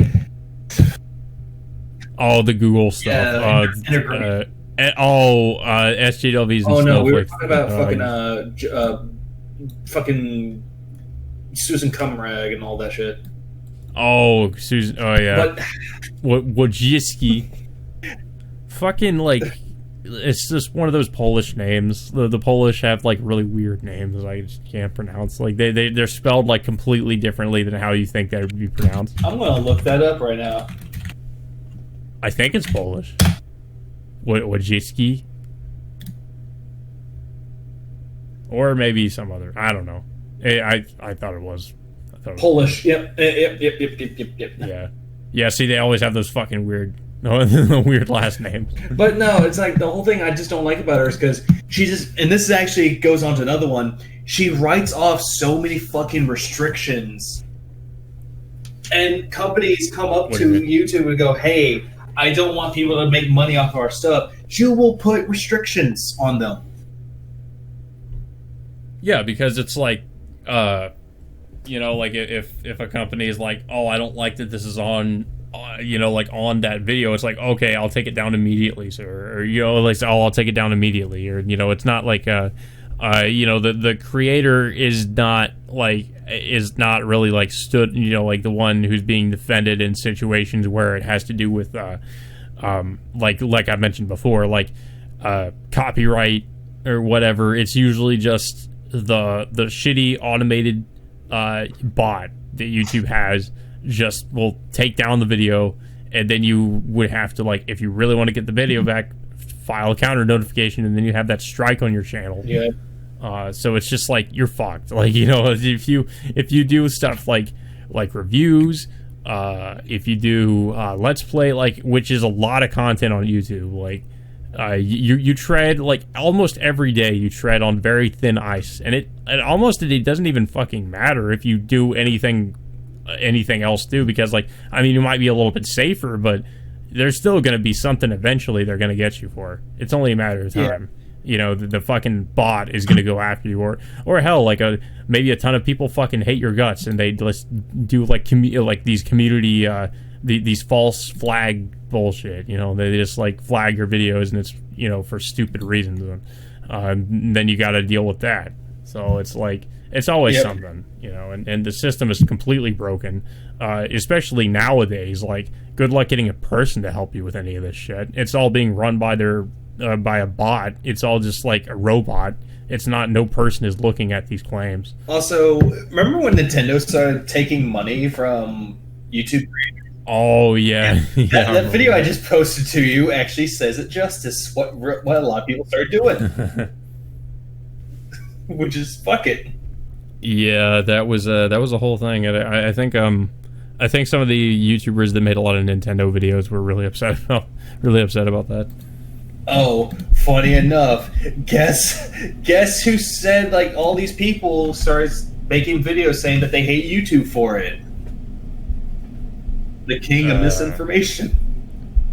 Oh, yeah. Well, of course, because he's losing out on a lot of his income. A lot of his income is gone. He came out and said, like, "Oh yeah, look at Nintendo Capri's son. He's known for making Nintendo Let's Plays, and now he can't do it anymore." But yet, in an interview that he did, he's like, "Hey, I knew this would happen eventually, but I'm not worried because I could just do other things." And he did. Yeah. PC games and PlayStation games. Yeah, like, I mean, it's like he's at least he's not, like, just limiting himself to one thing. He's trying to branch out. Yeah, he's being smart. Unlike Phil, which Phil has to be forced to basically, like, dragged kicking and screaming to actually like change his content or like branch out or doing anything different. Yeah, because what the fuck does that even have to do with anything anymore? It's like, you can't. I mean, give the guy, let people have their own voice. Don't shove what you think they're saying down their throats. It's like, it gets annoying after a while. Yeah, that was one thing that annoyed me about him too. But yeah, so more Copa or Kappa, whatever the fuck they call that. Oh yeah, Kappa. Yeah, I remember I love that fucking whole flip floppy bullshit where it's like, hey, are you family friendly? No. Well, guess what? You're gonna get demonetized because you say all these swear words. And then it's like, hey, are you family friendly? Yeah. Well, guess what? You're not making any money from this because you're trying too hard. I really hate, like, I was fine with the way that I didn't like it, but I was fine with the way the Creator Studio used to be, where you could just upload a video, like it goes to the page, upload multiple videos. Now it's like you go to a page and it is like, here's your video. Well, you can add more videos, but it's like, I don't like the way it's all laid out now. It's really bad. And of course, like now when you upload a video, speaking of the COPA thing, you gotta like be like, oh, is your video appropriate for children? And it's like you gotta say, like, I always say no, because I talk about a lot of different shit that kids shouldn't be listening to, and I curse like a sailor because I don't really care.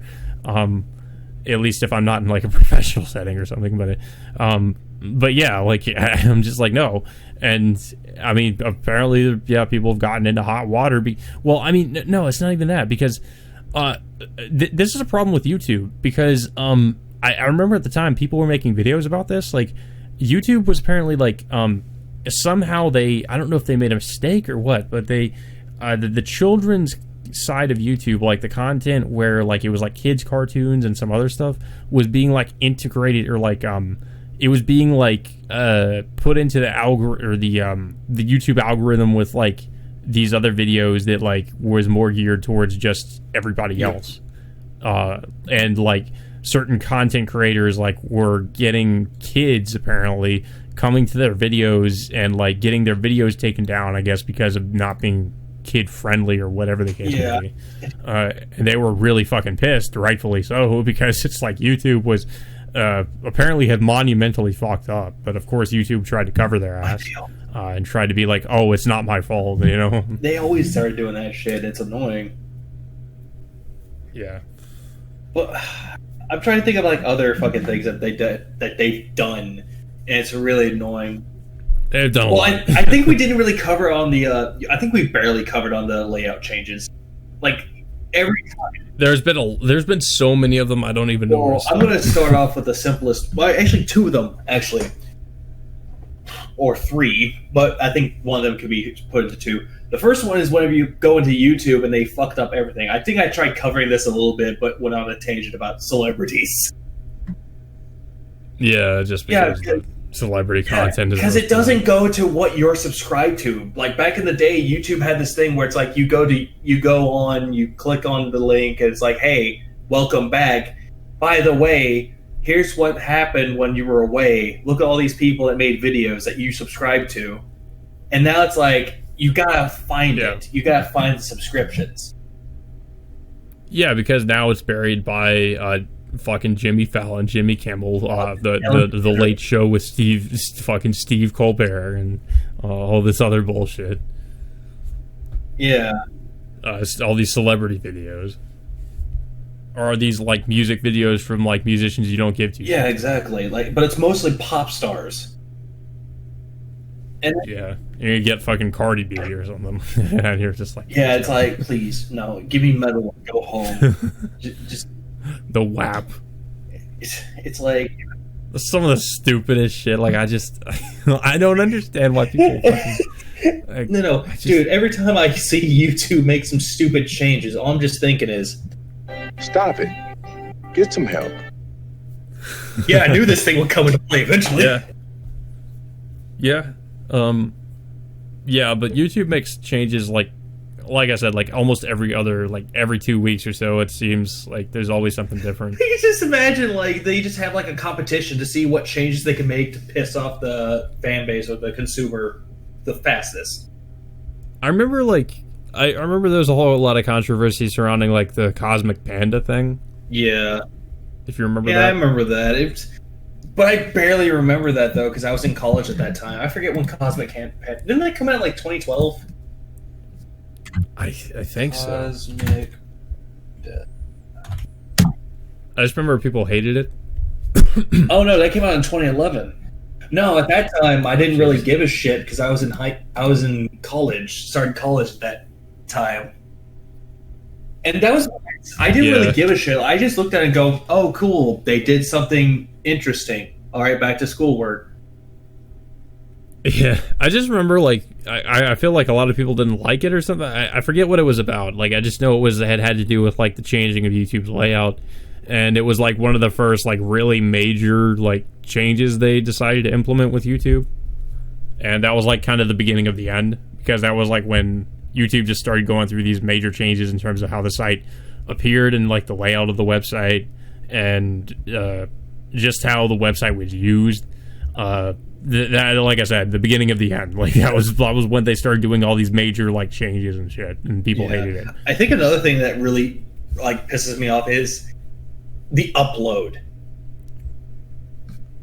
Oh, you mean the way it's done now? Yeah, I was just talking about that. Yeah, like the uploader is something else they constantly change. And the way it is now, I fucking hate it. It's so terrible. I just hate using it. I'm going to see if I can... I'm going to look this up really quick. I'm going to see how it looks. Because I think they have this one thing that makes it better. Let's see. Creator post. Go live. At least they have YouTube's going live bullshit.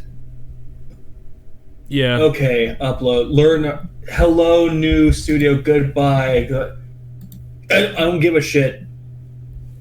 Yeah, they changed YouTube Studio. They got rid of the classic. Which I don't like. I was getting, and it's like just when you get used to something that they change it again. Because I was getting used to YouTube Studio, and now they changed it, and I'm like, I hate the new version. I want you to go back to the old one. It's terrible. But they won't. They won't do it because they think that this is what people want. No, it's like you're gonna like it. You're gonna take it, and you're gonna fucking like it. It's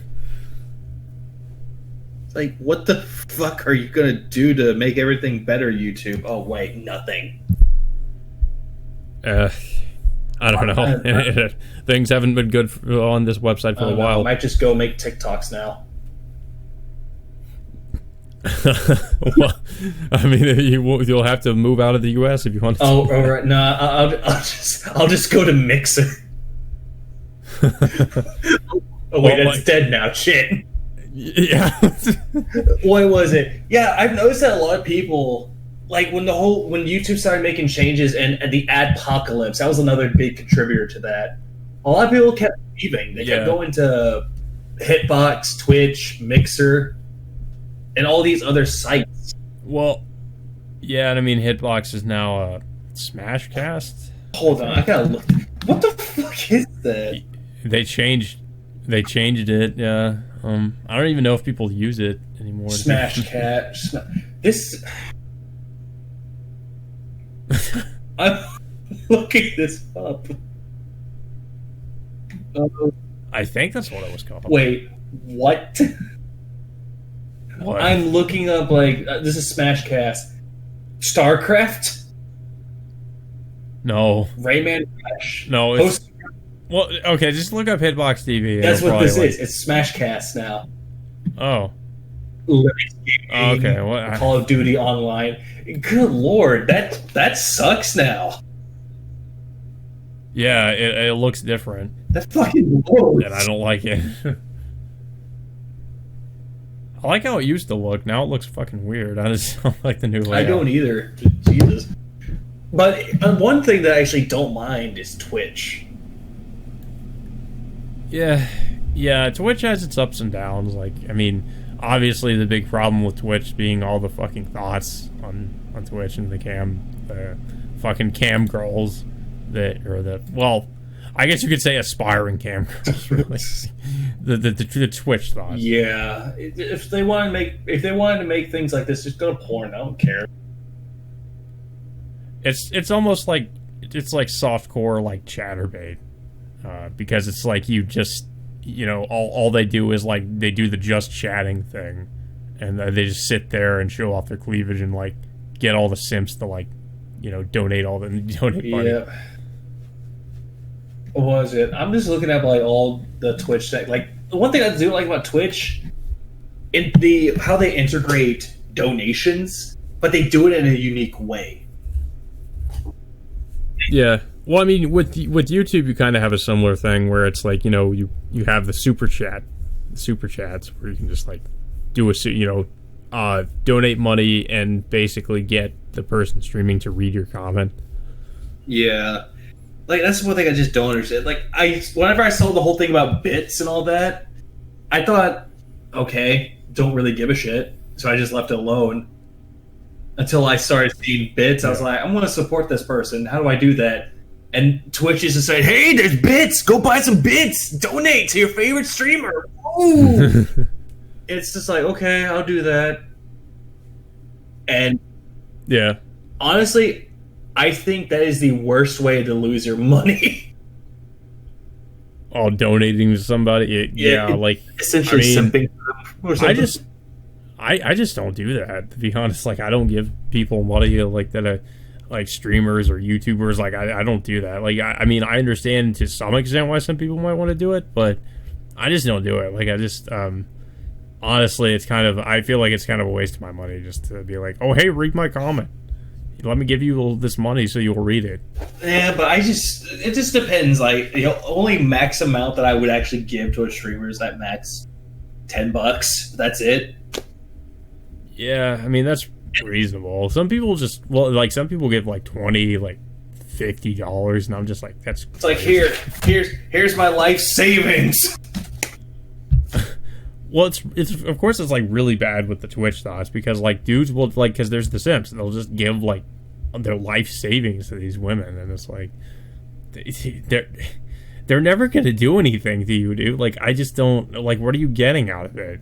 Like seriously, they're not gonna go out with you. They're not gonna have sex with you. They're not gonna do anything for you if you give them all that money. Yeah, they're not gonna do shit. Like somebody gave one chick like $1,000, and it's just like I want to feel bad for them, but it just makes me angry, to be honest, because people are so stupid. Like I'm just like, why would you even do I thought that? It was more than that. I thought it was like $5,000. Maybe it was. Yeah, I remember, because I remember that video too, because someone donated them that much money, and she's looking, it's fake forced surprise. Yeah. And I know that she's thinking, I suckered these poor fools into giving me money. I'm not going to blow them. Yeah, exactly. Like, she probably already has a boyfriend. It's like, I think it's like with, was it Pokimane, and then all these other girls, like, they already have boyfriends, or at least they probably do, and they're not telling you. Belle Delphine probably has a boyfriend too, but who cares? Yeah, well, she can't let the simps know that, because when it's funny, because whenever they find out about that, the money stops pouring in. So, or you just lose money. Yeah. Oh, well, speaking of which, we were like thinking about doing doing a podcast topic on that, on just the Twitch thoughts, because I think I decided to do that. I think I decided to do that because of the whole like Pokimane's boyfriend fiasco that was going on at the time, because apparently that was like trending on Twitter. We'll just do that later, because I think, and same with the DSP, we'll just make it like a big elaborate one later. And yeah, I think you covered BitChute a little bit. Yeah, like, because I'm actually on BitChute. So, I'm not. It's really just not there yet, with it being like a worthy competitor to YouTube. Like, it doesn't have the audience YouTube has, and it doesn't have the amount of content creators as YouTube. Yeah. It reminds me, because I was trying to look up competitors of YouTube, and apparently I found one called DTube. I don't think I've heard of that one. It's the same thing as BitChute, with no algorithms. It's ad-free, resistance to censorship, and crypto incentive. Yeah. Great. I love the way that's worded. crypto incentive. I can just imagine Destroy All Humans playing in this now. It's like it's cryptocurrency. Oh, I know, but every time I just see the word crypto, I'm thinking of Destroy All Humans. Because this is what you see for DTube, like the about page. And it's not bad though. It looks promising, but I don't trust it. Yeah. I mean, it's just like, it's the same thing with these other sites. They're just not on the same level. And I just don't know what it's going to take for them to actually be able to like surpass YouTube. Because YouTube, like, I'm sure if there was a competitor that came along and was like on the same level as YouTube, everybody would jump ship. Because YouTube is just a fucking hellhole. And it has been for a while. Yeah. Or they just go to TikTok now, but apparently that's going to get banned soon. Yep, because China. Like, okay, I do have to ask this question. How do you feel about TikTok? I hate it. Good answer. I hate it. Like, I didn't know much about it before, but because my ex was so into it, I hate it now. Well, apparently my girlfriend's into it, and I don't care. It's like I'm YouTube. And well, because she wanted to do like TikToks with me, and I was like, I don't care. I don't want to do this. Yeah, I don't like that either. I just find it really cringe. I just don't want to have anything to do with that shit. It's like, I understand people want to do videos, but then there's videos of showing your face. It's like showing your face once is more than you need to do, but showing it every single time, it's annoying. But it's okay. A lot of people are actually going to another alternative that I forgot to put down, which is OnlyFans. Oh, don't worry. Someone will get jealous of that. Is that really an alternative to fucking TikTok, though? I thought it was... Or Instagram? Well, I mean, OnlyFans is strictly like amateur. Yeah, that's mostly for Instagram. That's like, hey, if you like this Instagram, if you like my Instagram post, go over to my OnlyFans to get exclusive pictures. Oh my god! And it's usually like not very good either. It's not worth it. No, I was just saying it's usually not as good as you might think it is. Like OnlyFans is this, you have to pay. It's just like I don't even understand the mentality of that. Like, just go to Pornhub. Yeah, it's like, what's the fucking deal? Why can't you just go to Pornhub and jerk it off there? It's free. It's fucking unless you buy premium. Oh yeah, they even had like I don't know if they're still doing it, but they still had like premium was for free for a while, so you could have done that. Yeah, you could have, but people don't. No, people are stupid. Okay, now comes the biggest question of them all: is YouTube gonna change for the better? Probably not. Yeah, no. You don't even have to think about that. It's like, no. Of all the things that we covered, is there going to be like any help? Okay, I will say this, but I'll actually mention that later. But for the end question, or no, we actually no, we can actually do that as right now. Actually, which would be what can we do to change it? Like, if we had the one thing to change it. Oh. Honestly, fire Joe Cumrag, or whatever the fuck her name is. Wojcicki. Yeah, just get rid of Wojcicki and get someone that actually knows what the fuck they're doing. Yeah. So I would get rid of her. I would fundamentally change the system, like just the way that videos are reviewed, like have more people involved with certain disputes, such as the copyright disputes and all this other bullshit, instead of just having it being completely controlled by bots. I understand why some things need to be controlled by like an automated system, but it's like there also needs to be some more human, more people actually like looking at this stuff. Because that's like a huge error, like a huge problem with YouTube.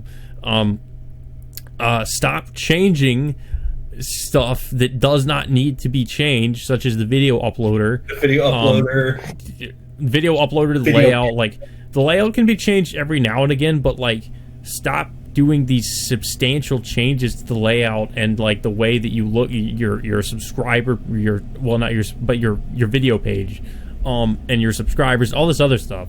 Like, stop, just like either keep things how they are or do like small little changes every now and again.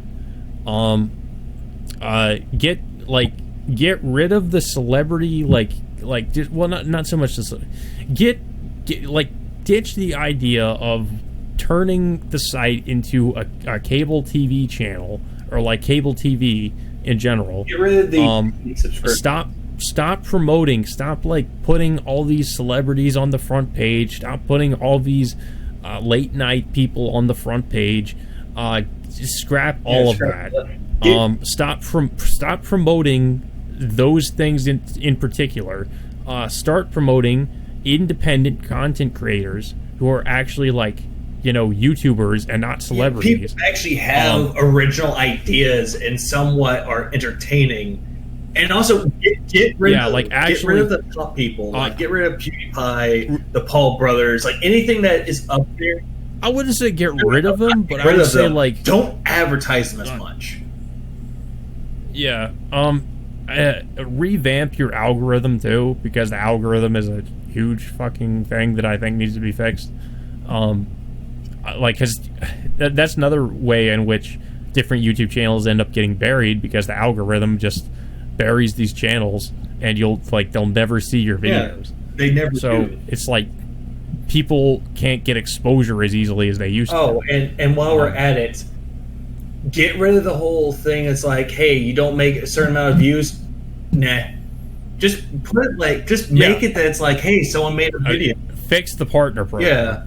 Like, don't even say, hey, you need to be a partner program to be noticed, or you have to get like super lucky or blow someone on YouTube to get super lucky on it. Just find a way. Find a fucking way to promote the little guys, because that's what's backing up the site. Yeah, it's just that's why that's a big reason why we even made this video, is because the website has gone through so many substantial changes to where it's not what it used to be. And while the site had its issues back in the day, today the site is worse than it's ever been, in my pretty opinion. much, because it's not like I said, it's not by the people for the people anymore. It's by the big mega corporation, by the celebrities, for not even for the people, just for our advertising and for the lowest common denominator. Yeah, the lowest common, like here's your cat videos, here's your fucking Stephen Colbert and your fucking normie shit. Don't look at all these other people doing their own videos. Like, just pay attention to pay attention to the content that we want you to see, not the other stuff. Look at our late night talk show hosts. Look at our Fortnites, or now look at our Fortnite. Look at people flossing and thinking, "Oh, this is cute and cool." No, I'm sorry, it's a trend and it's dying. It should have been dead when it first came out a year ago. Well, not a year ago, but in its first year. That's what I meant to say. That's another thing too. Stupid internet trends. I mean, I know it's not really YouTube thing, but we can say it's YouTube as well, because that's where they spark. Either YouTube or TikTok, one of the two. Is that where the whole Tide Pod challenge shit started, or like the cinnamon challenge and all these other stupid challenges that people do, or is that like what? Yeah, actually. Because I know it was on it's on like TikTok and some of these other websites where people do this stupid shit. Yeah, it usually came from YouTube. And what was another one? The whole the viral video of people licking ice cream and causing harm, like tampering with food. Oh god, yeah, that's right. I completely forgot about that. Yeah. Fuck all those people. Fuck all those people, and it just fuck all the fuck YouTube for allowing it. I really I don't want to be a super edgy boy or anything, but you deserve, you don't understand what you do when you do that. You don't understand that you basically are like that's a biological, that's it's not only is it nasty, but it's it could potentially be a biological like outbreaks or like, you know, you doing that, you know, you can spread disease and all this other shit. Like, you know, that's why people take it seriously. It's not a game. Like, that shit's fucking, that's serious shit. Exactly. But do they care? And you, like, I think you're people who do that are wastes of sperm. I'll just say that. Like, you're the person who conceived you should have used protection. But regardless, it's like what was another thing that's really pointless now? I don't understand. This is going off topic.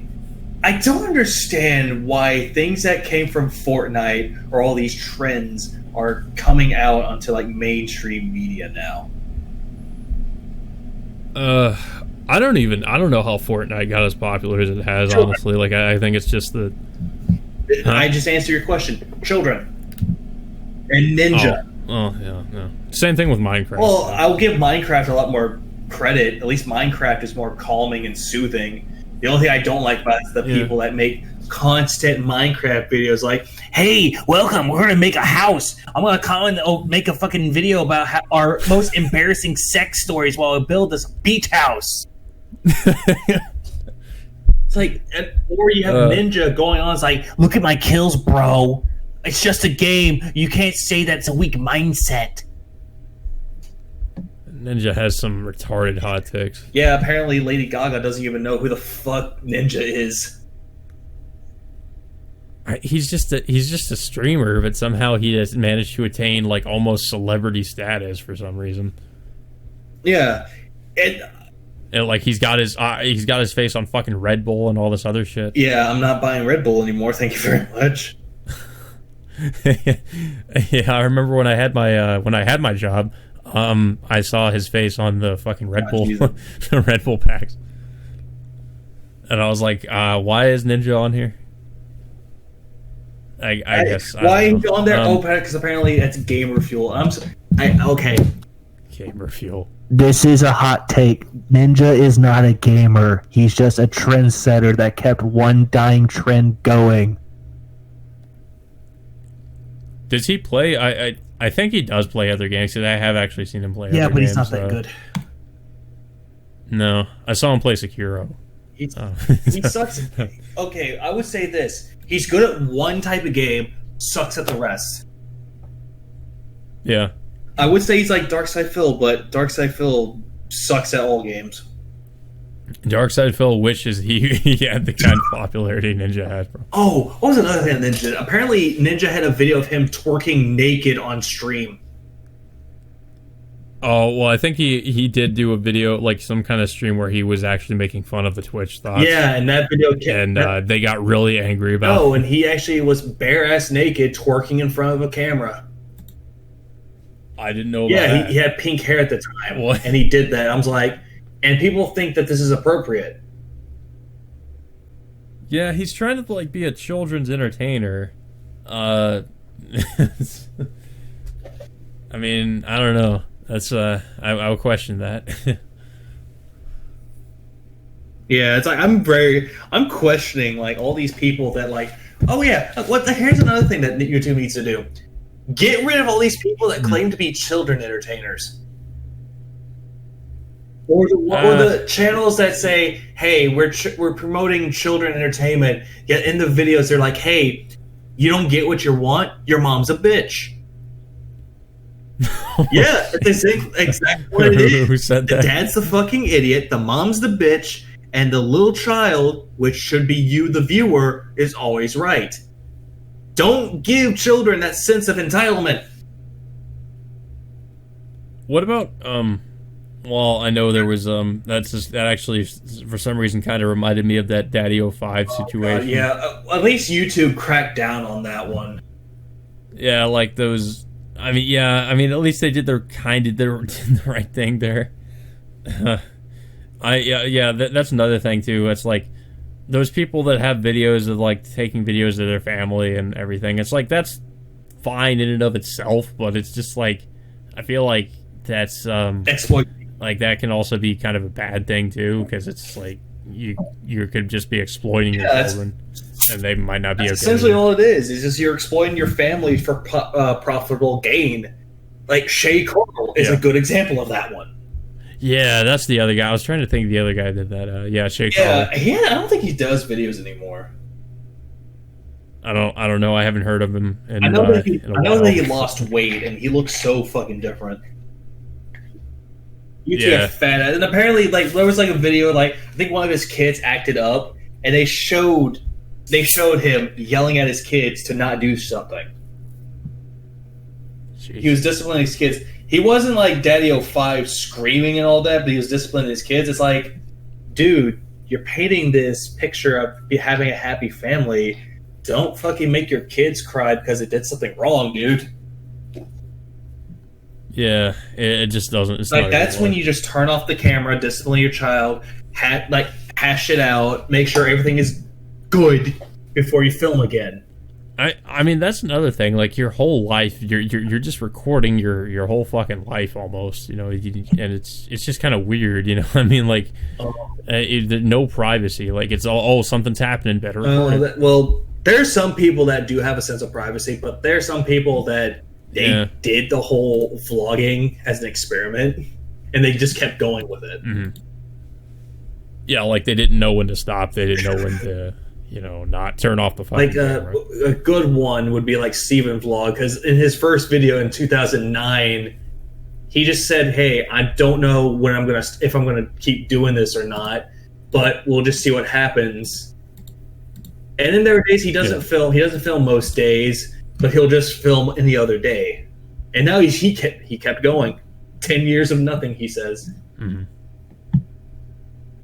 Close to 11 years of nothing, actually.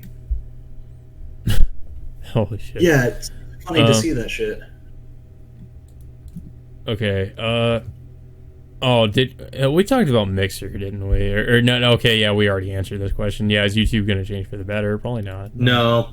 No, it's never going to change because YouTube's stupid and is there anything else that we haven't like talked about that you think we probably should any other like YouTube channels that were back in the day either good or meh? I know exactly what we could fucking talk about. Remember Ego Raptor? Oh, Eric Hansen. Remember when he was actually entertaining? I didn't so much watch a lot of, like, I've seen some of Ego Raptor's animations, but, like, I watched more of the Game Grumps stuff, like when he used to do it with JonTron. I used to watch his Awesome series, and they were legit good. Art style was a bit different, but it was entertaining. Sequelitis. That was the one that fucking... No. Like, the first two that he did with Mega Man and Castlevania, fine. Those were fine. They were perfect. Then he did Zelda. That's why I crossed the line with him. Yeah. Yeah, I mostly just watched, like, Game Grumps. Like, a lot of I think the series they did I watched the most was the Sonic 06 playthrough they did. That was kind of funny. Yeah, but now Game Grumps is just kind of not what it used to be. Yeah, like... JonTron, like, I feel like he and JonTron had some pretty good chemistry, but I don't really know so much about, like, the new guy. Like, I know there was the other guy, and then there was, I think, some other people he brings in. I'm not sure. But great. That's actually another channel that we could watch, or not watch, cover that was actually not bad in the beginning. Or Game Grumps? Game Grumps and JonTron. JonTron actually kept going. Oh, I don't know, like, JonTron, I still enjoy his stuff. I actually need to resubscribe to him, but, like, yeah, like, when I hadn't really watched JonTron for as long, but, like, I like pretty much most of his content. Yeah, what was it? He started off doing video game stuff, and then he broke away from that and did, like, infomercials. And just, like... Yeah, I know there was that whole, like, joke with the Flex what was it? The, Flex tape and the just anything the Flex products from Phil Swift. Yeah, and then like I think he, like you mentioned, he unironically tried to. Well, he used it as a way to advertise the Flex tape products. Yeah, which it was a funny video, but then you see him like do his video game stuff like now, like his past videos, it's so much fucking different. He had a hat, had his bird, and he would talk about video games or anything that's completely different. Now he doesn't have his bird anymore. Yeah. Got rid of the hat, and now films on a set. Yeah, I don't hate JonTron. JonTron's great, despite all controversies that happened to him. He's more entertaining than Aaron Hansen would ever be. Yeah, I was about to say I like him better than Aaron, at least. And back to what you were saying about the other people that they brought on, like Danny Sexbang, Rubber Ross. Yeah, that's I say that because that sounds like a something honestly like a 12-year-old would come up with. Well, because the reason why I say it like that, because that's his stage name for a Ninja Sex Party, because he created that. That's his stage name. Yeah, but he's he's funny on his own, but with Aaron, there's no chemistry. Ross or Rubber Ross or Rubber Ninja, I forget how you pronounce which name that was. But Ross was okay, but he just didn't fit with the whole Game Grumps attire. And then all the people that they brought in, they didn't match. They didn't capture that same chemistry that Aaron and John did. Yeah, I really just I feel like after John left, it just wasn't the same. Well, it never will be the same. It's not. Yeah. I mean, I was gonna mention like I don't really watch his stuff, but like I of course mentioning controversies and different big YouTubers, Boogie2988. I know like he was around in the beginning, although I didn't watch his stuff in the beginning of YouTube, but like he started out as like a smaller channel, and then he just gained a huge amount of popularity. Yeah, and then now he's SJWE in a sense. Well, he's just has this constant victim complex, and he's also just like really manipulative of people. Like he's just, I don't know, like I just feel like he's a manipulative dude, and he's always trying to play the victim, and he's always trying to make you feel bad for him. And then he's also just a doormat. Like he lets people walk all over him, and he doesn't have a spine. Yeah. So it's like the guy just annoys me. Like I mean, maybe some people find him entertaining, and I can see he can be like, I mean he's. But now it's not. Like the dude as a person, I just don't like him. I feel like he's a manipulative dude, and I just think he's pretty shady with like the stuff he does. Or the shit that went on behind the scenes, like his. He just does a lot of stuff for attention. Like, I think he's just like he's a huge attention. Like bringing up his ex-wife and his failed marriage. It's like, I mean. Yeah, it's. I mean, like he also like he refuses to like.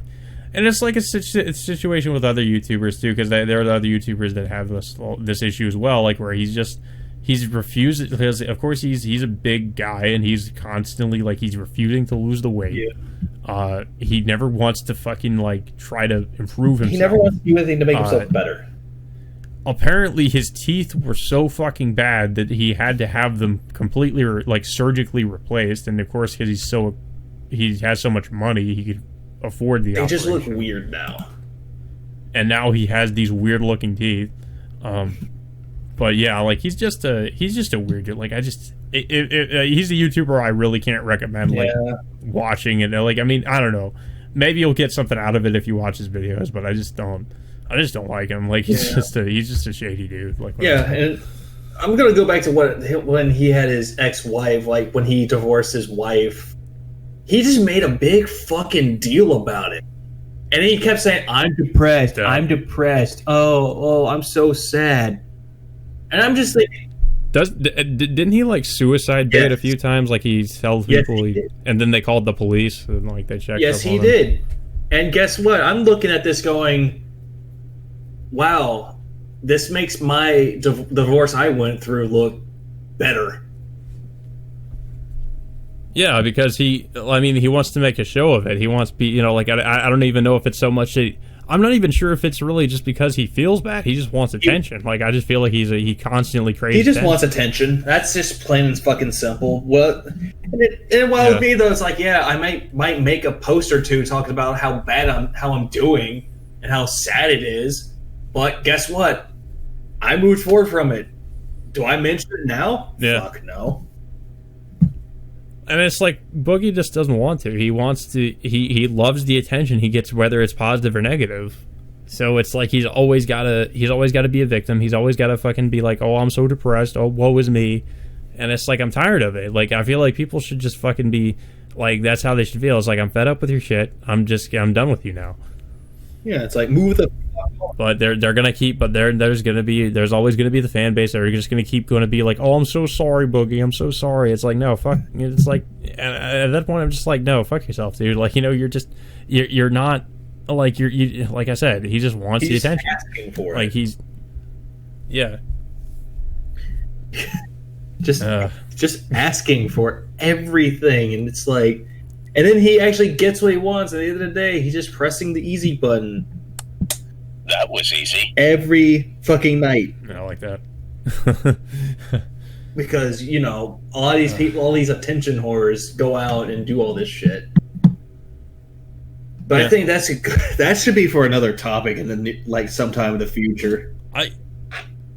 I really want to do like a podcast about just like different internet drama people, like just the people call them like locals and stuff. Because I was gonna mention some. I know we mentioned DSP. I was gonna mention Chris Chan, but that's just another fucking rabbit hole I don't want to fucking get into on this podcast. Because if I want to talk about him, it'll be in another podcast. Because that's, like I said, there's a long history of fucking stuff that dude's done. And it's bizarre. If you're really interested, another shout out, a YouTuber called Gino Samuel. He has an entire documentary series going on right now about like Chris, and like I think it's currently at 43 videos, and each of these videos are like 40 to 50 minutes long, and they all cover like the various different things that's like happened with this guy. And it's just a long fucking series. Like he's going to, and I don't even think he's covered everything. Actually, he's covered most everything, but like not everything. Not everything, though. Yeah. Yeah, that's how much shit. This is like this guy is that's been going like this happened to Chris. Well, I think another person that we can mention is like Down the Rabbit Hole, which they only talk about the little bit of Christian and DSP and Spoonie and all those other people, but pretty interesting though. Yeah, Down the Rabbit Hole does those types of videos too. Yeah. So, but I guess we can get to the recurring question or the recurring segment. Yeah, I had to change the end question because we covered it like in the topic of will YouTube change and what they can fix it. Oh, that. So I just changed it. I changed the question for that one. So okay. Just something that's more easy. All right, so let's do the things that we like this fucking week. Like, yay. Okay. Do you want to go first, or do you want me to? I'm still trying to figure out what the fuck to do for mine. Okay. Well, I know it's weird. It's actually weird to have a question like what we like this week, considering the day we do these two. Like it's a Tuesday. Well, at least sometimes it's a Tuesday. So like technically, it's not like the week is just starting. So, but I guess I'll like so far. Yeah, that's what I meant. So far, let's change it to like what we like so far, because every time it's like we do a podcast, no one knows what we're gonna do in the from here to now. That's. Yeah. I guess I'll say like what I like this week. It's I finally like this is a show I've been meaning to watch for so long, and like I got it to, let's just say I got it through less than legal means, because YouTube, because this is another thing. This is, speaking of YouTube, it's relevant too, because this series was behind YouTube Red. It was an exclusive to YouTube Red, and I wanted to watch it for a long time, and it's Cobra Kai. So apparently YouTube Red, Netflix picked it up now, and it's on Netflix. So now I'm finally able to watch it. I've been meaning to watch it. I put it off for the longest time. So now that it's on Netflix and I have an easy way to watch it, I'm like, okay, I'm finally gonna just sit down and watch it. And I watched the first 2 episodes, and it's great. Like, I was never a huge fan of the Karate Kid, but I like the movies.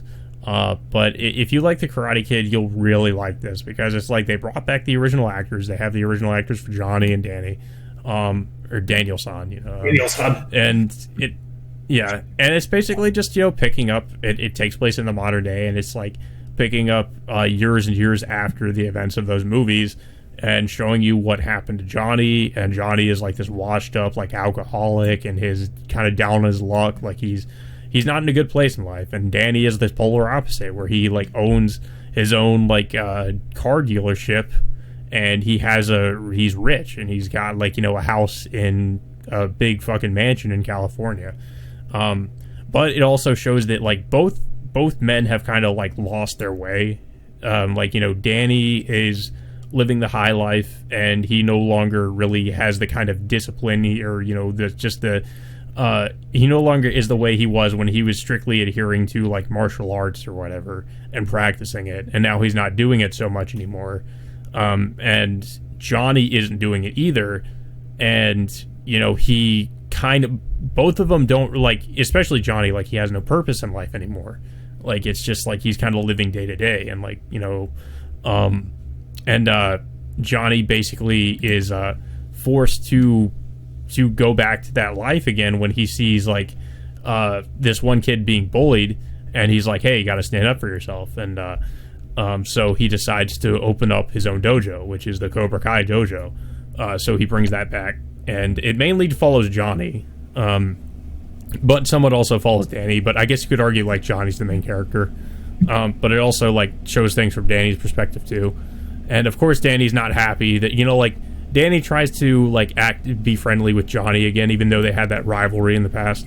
But like when he sees that he opens up the Cobra Kai dojo again, it's like, oh shit, now I'm pissed at this guy that he's bringing back Cobra Kai. It's like so this kind of sparks the rival. It seems like where I left off, it seemed to like spark the rivalry again, where they're both kind of that like Danny's like, this isn't over, and he leaves, and I'm assuming he's probably going to open up his own dojo or something like that.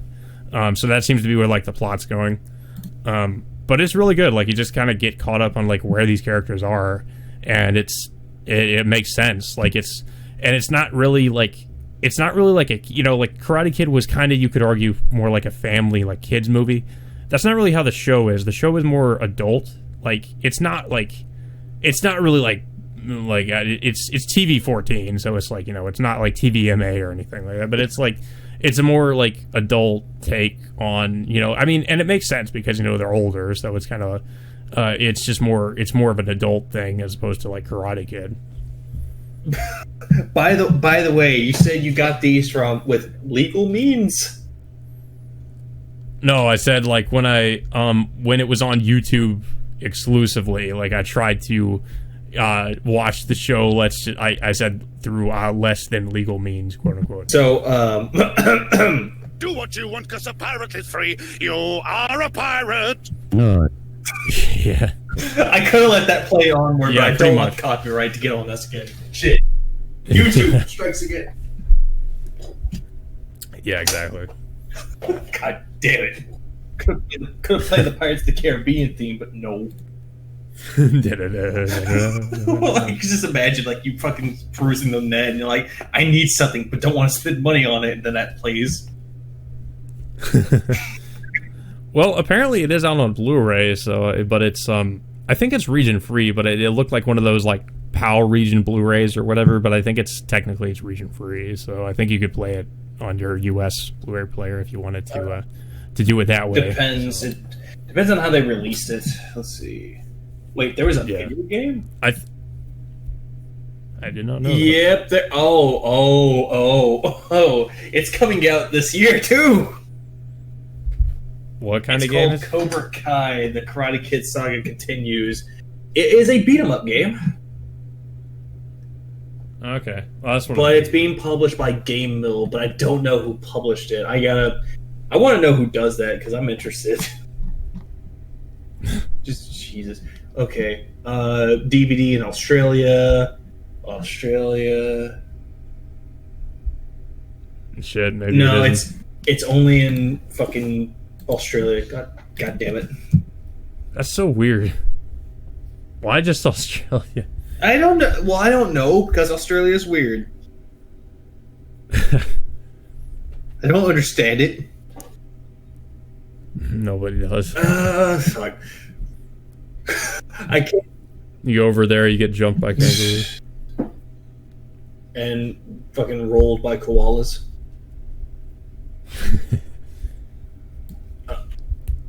I actually don't even know what my thing I like for this for so far is. Shit.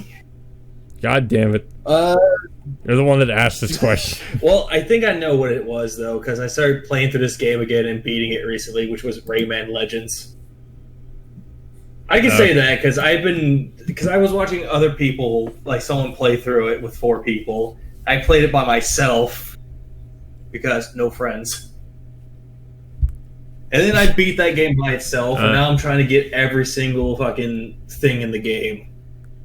Which that's going to take me a while, but platinuming it's going to be hard too. Yeah, that's gonna be so. fun. Yeah, that's the thing I like this week is Rayman Legend, or like so far as Rayman Legends. Well, it's something. Okay, well, we did our... Yeah, like you said, we answered that question. But I could just say the question would be like, what's your favorite channel on the site? That's it. That's all I can think of. That's a good question. Honestly, I or what's your favorite type of thing to go for on YouTube? Like the thing that you go for to the most. I do tend to like analysis videos, like game or like story analysis or reviews. Yeah, sometimes like like I dabble in the political commentary videos and all that kind of stuff. But like yeah, I also really like gameplay analysis, review videos like movie reviews, game reviews, stuff like that. I'm close to that, but nothing political. I just go for like let's plays and all that. Yeah, like I guess in terms of like with the game analysis or the story analysis stuff, like somebody like I actually recently watched like this 3-part analysis someone did on like MGS5 and how there's all this like and like the storytelling in that game is a lot more subtle and there's just like so much detail that you just don't really pick up on in that game. Yeah, they don't mention that. Yeah, like a lot of it's in the tapes and there's just a lot of stuff that like I just didn't even think about. Yeah, like, so they explored the lore of it, but you didn't have to pay. No one paid attention to it.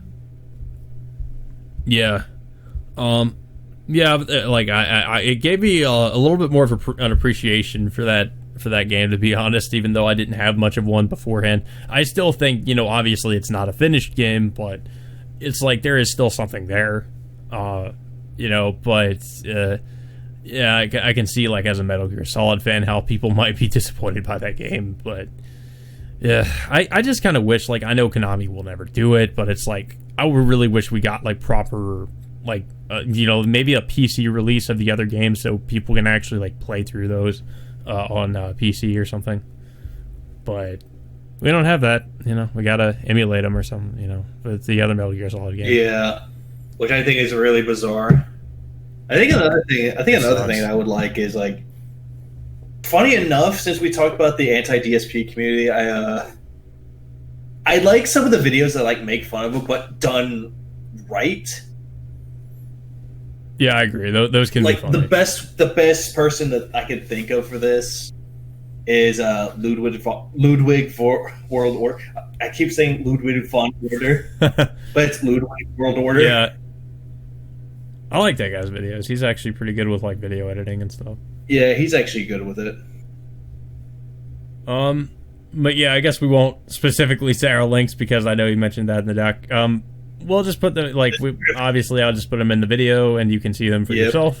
Yep. So I'll put on my links and then here are others. And we will leave you with a message that we all need to hear.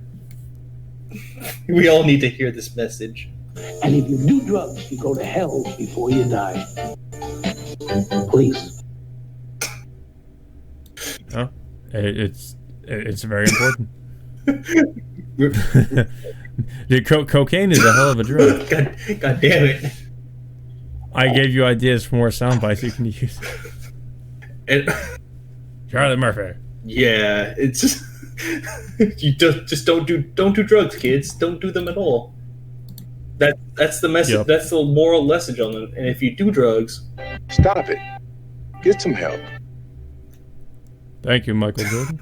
thank you, Michael Jordan. Come back to basketball and acting. Oh god, you remember Space Jam? That's a calling we forgot to mention. It has nothing to do with YouTube, so we're not going to mention it on this podcast. It should. We'll talk about it next time. Anyways, I hope you guys enjoyed this podcast, and yeah, until next time, we will see you all later.